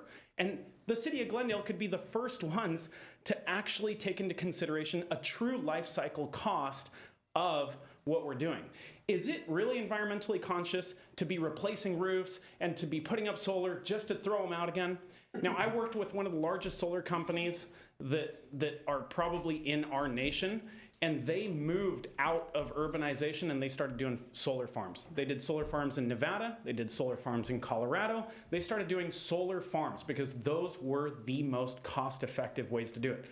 Why are we not breaking ground on this, guys? If we're talking about breaking ground in the highest cost per square foot, why are we not thinking out of the box and saying, no, let's go buy land in the name of the city of Glendale and let's be hyper efficient and let's be the most environmentally conscious possible while still doing solar. It's just not gonna be on our rooftops and not gonna cost us an arm and a leg for every time. And the last thing that I'll say is there is a certain fixed cost on doing 8 sites, a certain fixed cost. There's a very low cost on doing 1 big site, very low cost. Right. I know Councilmember Brotman. Well, I just wanted to ask a question. How are you going to get the power here? Oh, sorry, I'll respond. That is the simplest form, the same way we're getting it right now. That's it. We sell it back into the transmission. Let's talk offline. There's a lot you need to learn. Absolutely, absolutely. But but we can get the same credits and then use those same credits to buy No, it back. it doesn't work that way. Absolutely. All right, next, let's go to the phones. We have 3 callers now. The first caller is Mike Borisov. Mike, you're on air. You have 3 minutes. Hello, thank you so much. Good evening, council members. My name is Mike Borisov. I'm the ex-official sustainability commissioner of the Livingston Neighborhood Commission. I just want to thank GWP for their amazing work on this. We need so much more of this in the city, and phase 1 is going to be amazing for renewable energy production. I'm sorry, really Mike. Mike, we can't hear you very well. I'm going to restart your time. Could you So sorry fix your about mic? that. Can you hear me now? Yes. Can hear you better, yes. Go ahead. Thank you so much. I just want to thank GWP for this amazing project. This is the first phase of the solar project, and this initiative will help clean up our grid and bring renewables up to par in the city. I'm really looking forward to seeing more of these projects coming into the city. Thank you so much. Thank you. Our next caller is Jackie Geish. Jackie, you are on air, and you have 3 minutes. Thank you, Mayor and City Council. First of all, I'm happy that Council will likely go ahead with solar on city-owned properties with a planned start date of June and a completion next March. However, this is only for 8 sites, just 2 more than the 6 sites that were proposed in October and were pulled from the agenda. In addition, the solar is not paired with energy storage, so will not help much for summer late afternoons and evenings. And although this is a start, it is only 4.4 megawatts. So I hope that the next phase with additional properties comes to council in 6 months or less. The October 2022 packet said that GWP had $3.5 million for solar on city-owned properties this fiscal year, this current fiscal year. Is that money still there? If so, can it be used for this? If not, where did the money go? The pricing for the 8 properties is strange, with a very small variation of cost per watt, not in all correlation with the Black & Veatch table. Despite projects with ground, rooftop, and carport solar and a range of sizes, why is this range so small with no correlation to either mounting nor size? Finally, I urge the city, and I guess you guys are doing this, I've been the one that's been touting Watershed Geo, and make sure that the covers for the already closed portions of Shoal are compatible so that you're not precluding one of the most compact or maybe the most compact solar that can be put on slopes as well. But when you're doing Shoal, remember that the community also wants a park at the landfill. Thank you. All right. Thank you. Our next caller is Monica Campagna. Monica, you're on air. You have 3 minutes. Thank you, city staff, Mayor Kasaki, and council members. This may be one of my shortest calls yet. I just want to say thank you to GWP, to Mr. Salazar, Mr. Young, and all the team. This is a day we've been waiting for a long time. Really appreciate all your work on this. To just sort of back up what Dr. Gitz just said, we would like to see solar paired with storage for these projects, and we'd like to understand what the plan is for the storage, and if those could be part of the incentive program so that we can get rebates on that as well. And as far as the phased approach goes, it makes sense. And this is a nice amount of properties to start with, but we would like to know when you think the second phase will be coming forward to council so that we can be sure to keep up the momentum. It's very exciting. Thank you so much for all your work on this. Thank you. Those are all the calls. Okay. So let me turn to my colleagues for any questions or comments. Councilmember Asatryan. First and foremost, I want to thank you for your very thorough report. I'd have to say that this is perhaps my favorite report to date from GWP since I've been on. And the reason for that is not just for the thoroughness, but you addressed issues in your presentation before we had even a chance to ask those questions. So I appreciate you looking forward to what could potentially be questions and then incorporating that into your presentation. I hadn't mentioned this during the staff briefing, but one of the things I'd love to see is for us to have a timeline for Phase 2 and Phase 3. When you guys are ready, I understand that you're looking to work with the other departments to get that timeline. But if we could have it, I don't know, sooner than later, I think.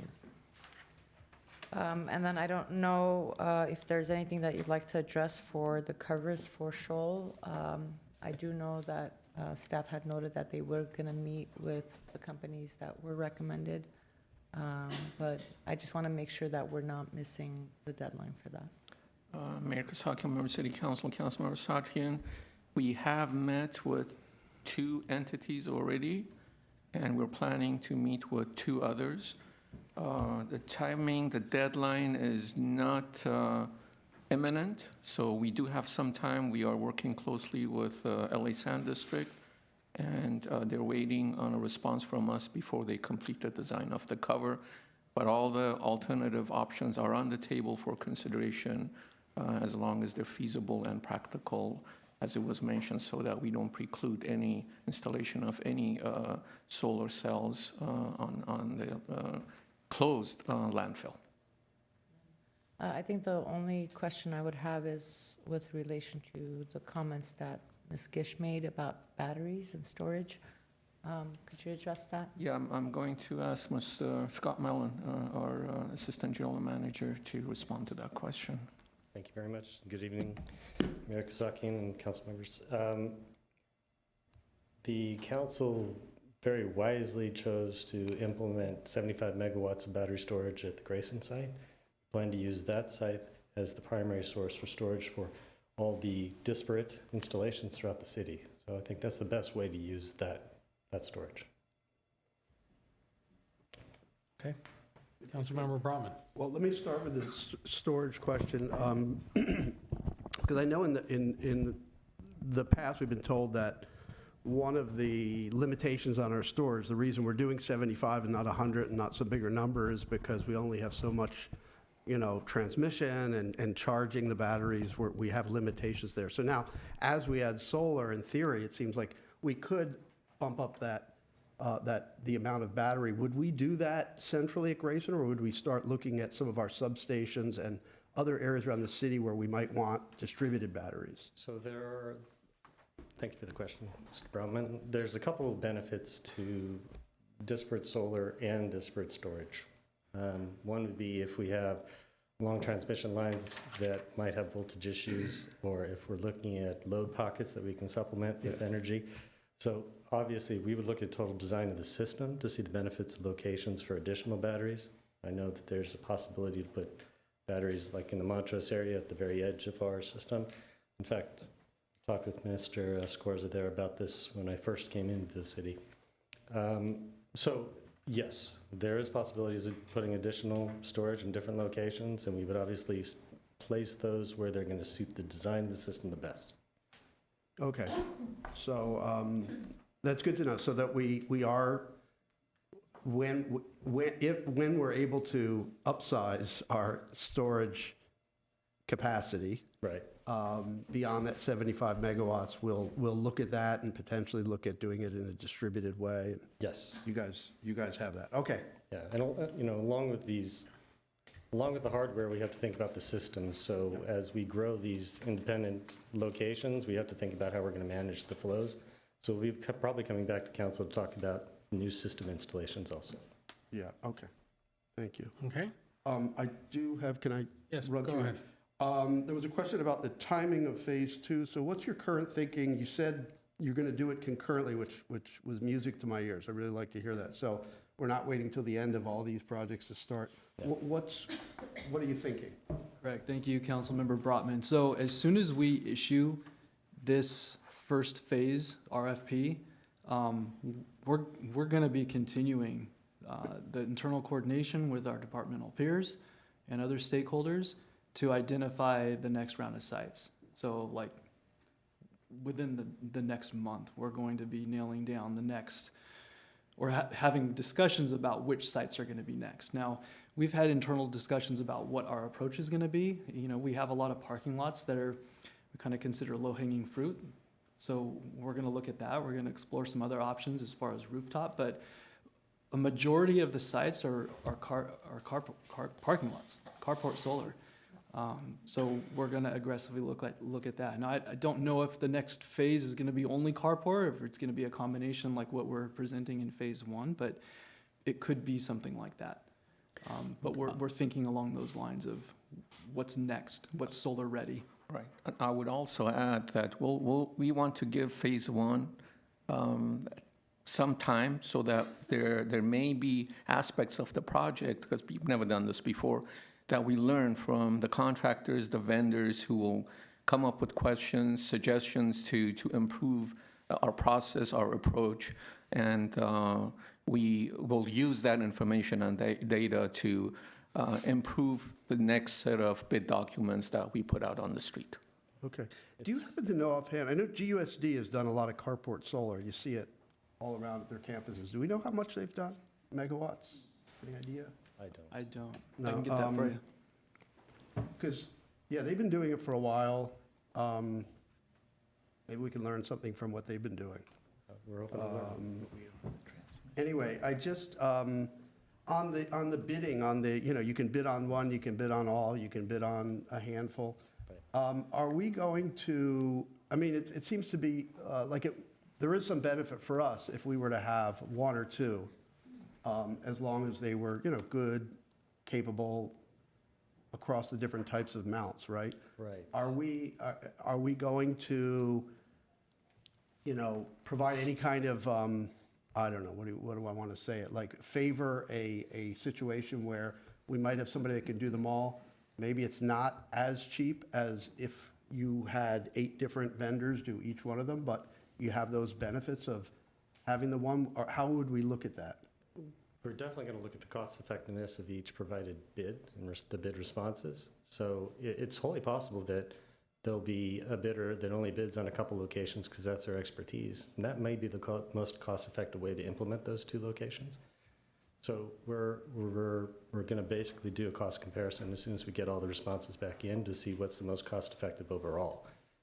It's possible that a single supplier of all these locations could be the most cost effective, but it's also possible that people or companies who are focused in very particular areas like rooftops or on carports or on ground mounts, they may be so specialized that they can have a low enough cost that we could go with multiple companies and get the best price for the utility. Right, but are you going to attribute any economic value to having, let's say, a single vendor that does a number of different sites? The only economic value I can see to it, like right now, and this is one of the things we want to learn from in the first phase, is possibly standardization. So if there's a standardized approach to, say, the carport structures, yeah, there may be a benefit in doing that on a larger scale. Okay. I just want to make sure we're open to that. We're not going to be extremely rigid. No. This first phase is about us learning, so we can't be rigid. Okay.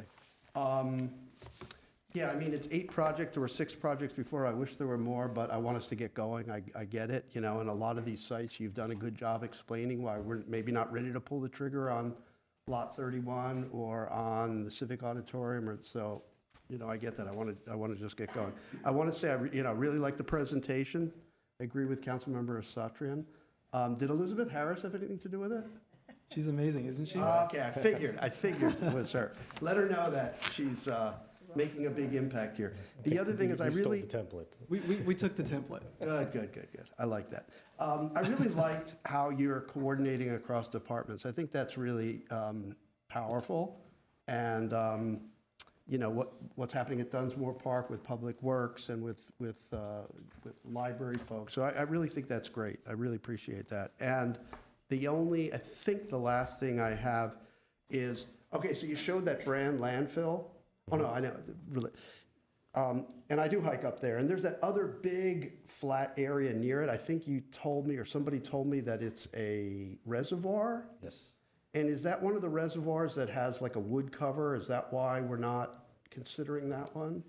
Councilmember Brotman, yes, that would be Brand Reservoir. So out of the 9 reservoirs that we have, Brand Reservoir is one of the wooden roof structure reservoirs. We have 5 others that are concrete. That And are, we can't do wood. cannot do wood. We would have to rebuild the We can't roofs, do it basically. quickly. Right.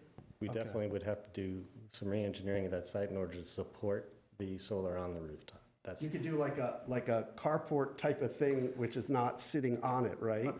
Councilman Brotman, though, we need access to the reservoir as well, Yeah, so. okay. Because and this is my last point, I know from, years past, when Steve Zern used to make these presentations, he always showed these 2 other reservoirs, the Ross Moyne Reservoir and the one that we call, I guess, the Campbell Street. Those were always on the slides, and then they disappeared.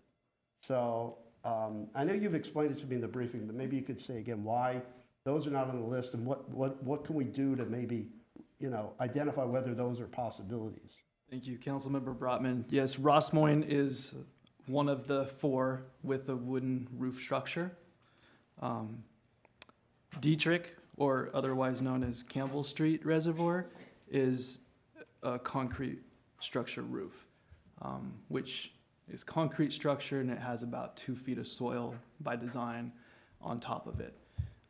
Our consultant, Black & Veatch, wasn't comfortable giving us the green light to move forward and listing the concrete roof reservoirs as viable structures without a more thorough assessment of the structural under current conditions. So they're still viable. I guess they're viable with further consideration. And I would suggest, I would recommend that we leave those sites that would require additional investigations and structural analysis to phase 3. So allow us to get phase 1 and phase 2 completed because these don't have the constraints that other sites have. But we haven't written it off. We'll take a closer look and see what we can do. And thanks for giving me all the time to go through these questions. All right. Go ahead, Councilmember Najarian. This is exciting. I haven't been this excited since the Sunrun project. Oh, geez, how did that go? Didn't go too well. no. And the time before that, the only other time I was very excited was when we did our RFP for the DER. And that kind of fell flat on its face. So what is it that you guys what have you seen in the industry? And the problem with those issues was the concept was great. Yep. But we had an industry that was unable to meet our needs due to technical issues, due to pricing issues, due to installation issues, et cetera. I mean, how is everyone so happy? What am I missing here? Because the city owns it, and that's gonna solve these issues with these solar companies coming in, and it's gonna be right on the price we need. And these prices aren't that cheap anyway. This is their initial price. Wait till they do their calculations. We have Mr. Prado on there. We see how high it's gonna get. So, I mean, we've said go out. This is the direction of council, and I understand, but I don't know how anyone can be so excited. I mean, at this point, I'd be like, oh, well, geez, let's try it one more time, because the industry is not where we need it to be. Our desires are there. It's a great opportunity. It's a great concept. But the industry isn't there. What has changed in the last 4 months? When was the RFP that fell flat? About 4 or 5 months ago, right? End of September. It's changed, you guys. Because it's city-owned property? The library roof, well, that's been a great harbinger for us, right? I mean, aren't we just deciding that we're gonna redo it? So are we gonna hold the library roof till we put the solar on there? Or are we gonna drill new holes in our new library roof? We're gonna cover a field in the Brand Park area with solar panels. I don't know. And that's just the aesthetics, not to mention any EIR that might come out. I know the Environmental Coalition sometimes supports EIRs for projects. I'm not sure what their position is gonna be on this, but someone out there is gonna ask for the EIR. We may be bound to do it anyway, Madam EIR Specialist. So I don't know. I mean, I don't know why everyone's so happy. This is our last chance, I think, in the next year or 2 or 3 to make any progress. And we've had 2 big swings and misses. I appreciate your optimism. That's what council wants you to do, but me, I don't think it's gonna happen. Wait till the bids come in, wait till the problems come in. Where's your list here, your internal coordination list? Roof conditions, parking lot conditions and resurfacing projects. Parks, we're not gonna be able to do park work because we've got our panels there. Everything that you've listed, you know, this is probably the most important page of the document here, are the conditions that we have to deal with. There should be a whole other page with the lack of progress in the industry to make these projects happen. They're money grubbing, they're not cutting anybody any deals, they're sticking it to the customers, and we're a big fat pig ready to be stuck, in my opinion. I wish you all the best, but I can't go down this lane, you know, whistling Dixie and skipping along. This is gonna be a hell of a, if it happens, it's gonna be the miracle of miracles. Hate to rain on everyone's solar panel, but that's just what I think. Well, I just want to say that I think all the questions have been answered. I think that staff has a good handle on this project. I'm glad we're getting it started. Let's hope it's a home run and not a third strike. You know, my original comment about renewables and solar was the fact that they are not cheap.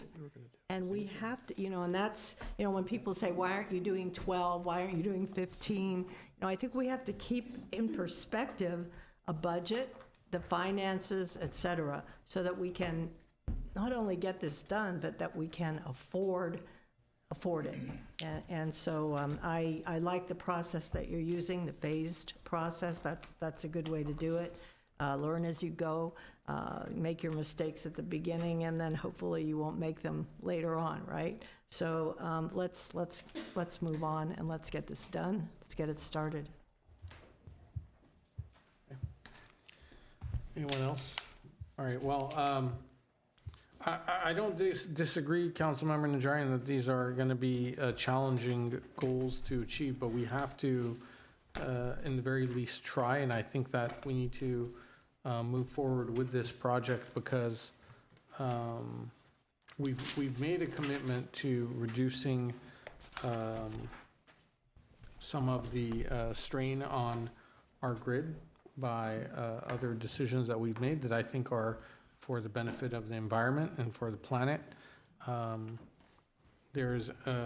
I was in Washington, D.C., the folks in the Department of Energy kept referring to these energy earth shots, which are, you know, they have a series of projects to try and their goal is to try and get us to somewhat carbon neutrality by 2050. California obviously has set a more aggressive goal, and we at the city are trying to even outdo that. I think we try our best, and hopefully we're able to at least minimize some of the demand. I look at a place like the Glendale Galleria, where you go up to their parking lot, and they have solar panels throughout the entire rooftop of that. And you look and you ask yourself, well, if the Galleria is doing it, right? They're a company that's really concerned about the bottom dollar and the bottom line and saving money and maximizing profits.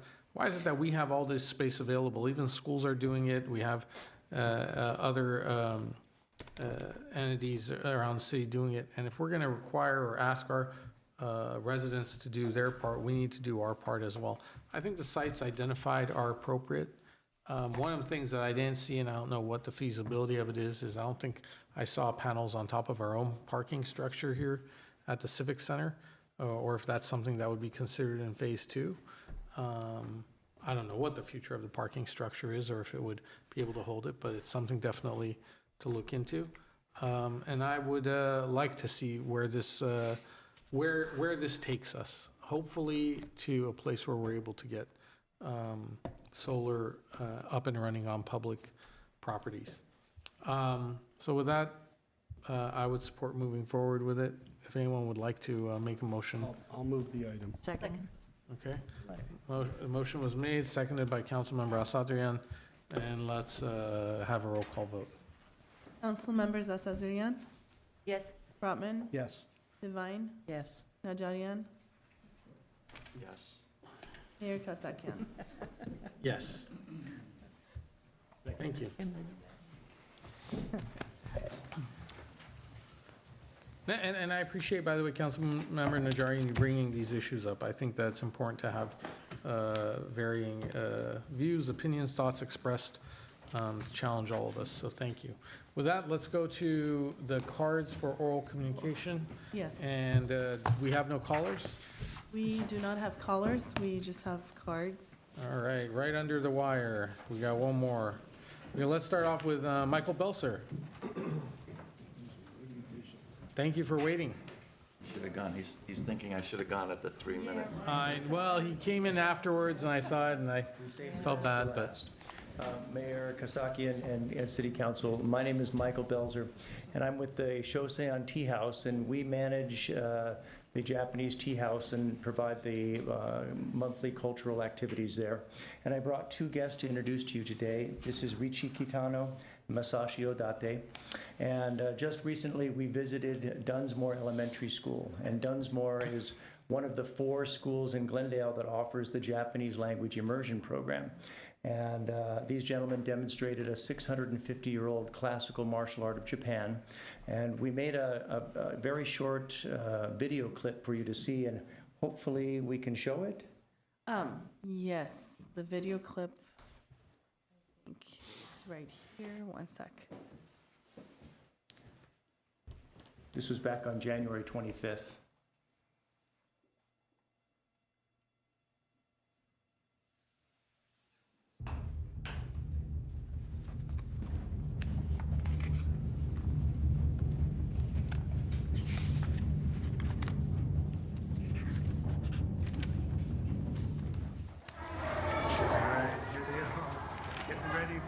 Kantori Shindoryu demo. We're pretty excited. This is Dunsmore Elementary School, kindergarten through 6th grade, Japanese immersion.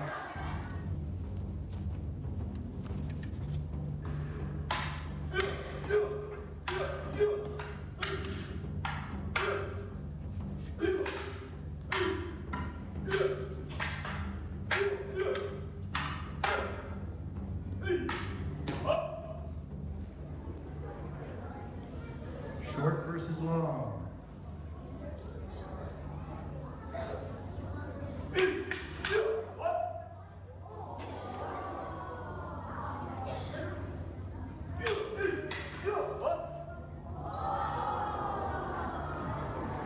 Yeah, kudos to you for keeping the attention of those kids. Very cool.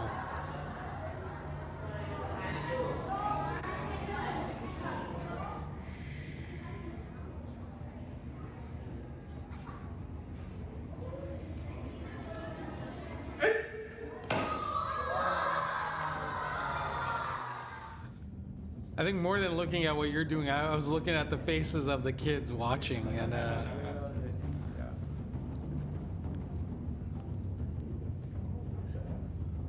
wow. And Very Kitano cool. Sensei just wanted to say a couple of words about what he teaches when he shares these types of things with the kids. So, good evening. So we just did a demonstration to first get attention and build a rapport to the kid so that we could teach more essential element, which is Bushido, which is the way of samurai, which emphasize like courtesy, respect, honor, and discipline, compassion, things like that. And then we are known to be the oldest martial arts school, and we are known, we are actually rewarded as intangible cultural asset in Japan. So hopefully we would like to spread the word and try to give what's necessary to be a better human beings. And then we have a little gift for Mayor, if I can pass. Yeah, great. Thank you, Sensei. Thank you. And for the public that might be interested in seeing a full demonstration, the next time they'll demonstrate for us will be at our Cherry Blossom Festival. That'll be March 26th. That's a Sunday, the last Sunday of the month. It goes from 9:30 to 3. Anything that's going on in the garden is free for the public.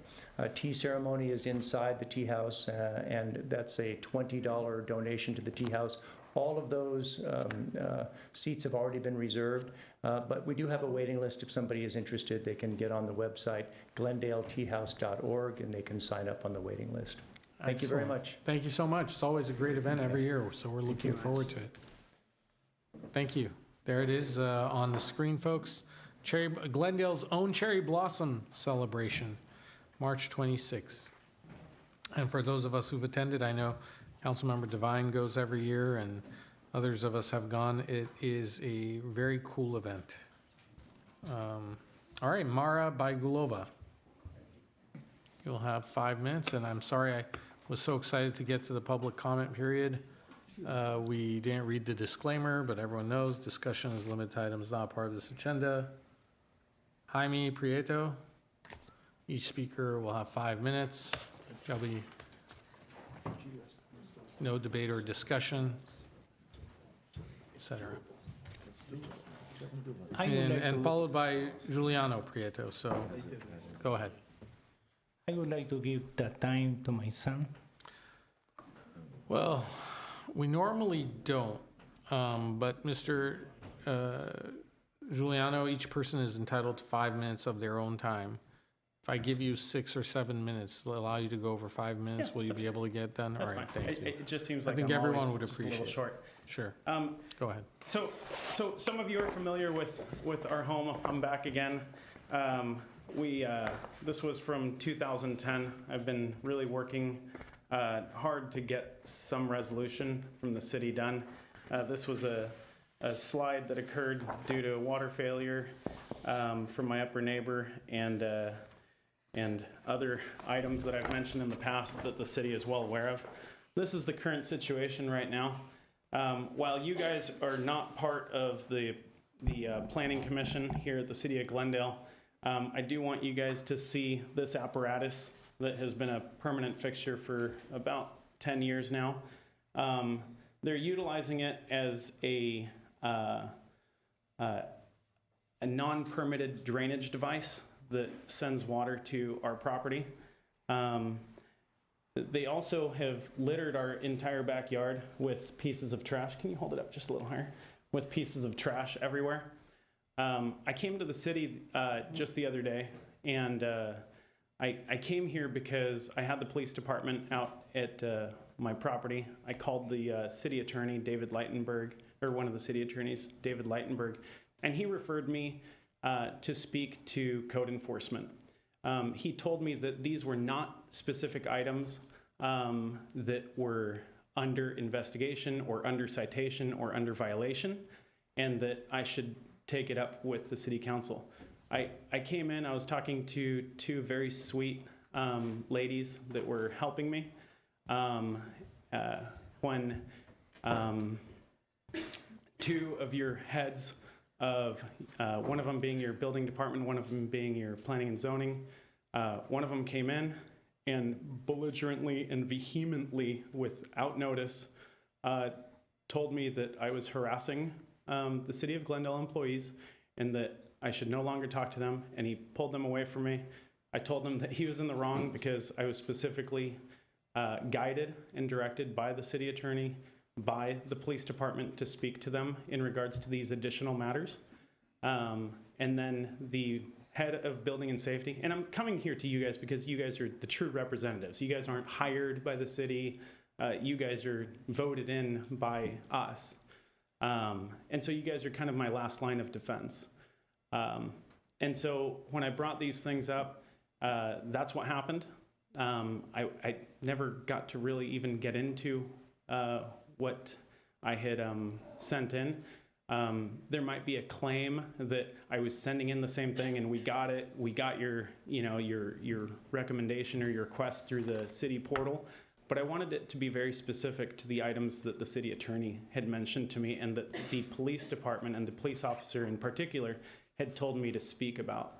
And so I still don't know if anything has occurred since our last meeting when Mr. Calvert requested a survey, which I have submitted to Mr. Calvert. and supposedly something was going to happen after that.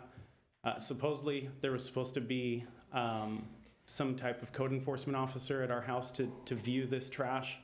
I can't speak to them because these are the same individuals that are threatening me to be removed from the city. I feel like I am of sound mind. I feel like I try to be as professional and courteous as possible. I'm just not sure where to go except to you guys at this point, and continue to come back here and plead with you and plead for your help. Thank you. Do you guys Mr. have any Clayton. questions for me? Well, I have some questions for staff, but not for you, Mr. Okay. My question is, well, let me ask you, is that visible from the street? From some of that tarp? Okay. And is that type of tarping or leaving that someplace that would be visible from the street for a long time, is that allowable by our code, or is there anything that would justify allowing that type of, I don't even know what to call it, a structure or covering to be just laying out there in the open for a long period of time? Mr. Calvert? Mayor and council members, excuse me, actually our building official and inspectors have visited the site this week. They have instructed that neighbor to bring in a licensed and certified civil engineer to retarp that so that it does meet our expectations, our guidelines, and our requirements. Okay, so I guess under certain conditions it would be allowed, but they've been notified, the neighbors have been notified. Correct. To let them know. Okay, anyone else? All right, last speaker we have is Alan Dish. Good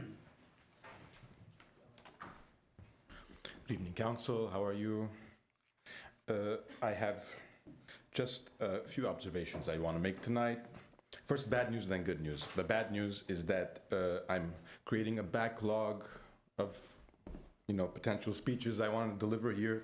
But the good news is that with the passing of Valentine's Day, my own honeymoon period with council is approaching its end, and I'm starting to question what I'm doing here at all. So let's just talk about science today. I want to start by talking about ARTSOC through talking about Glendale.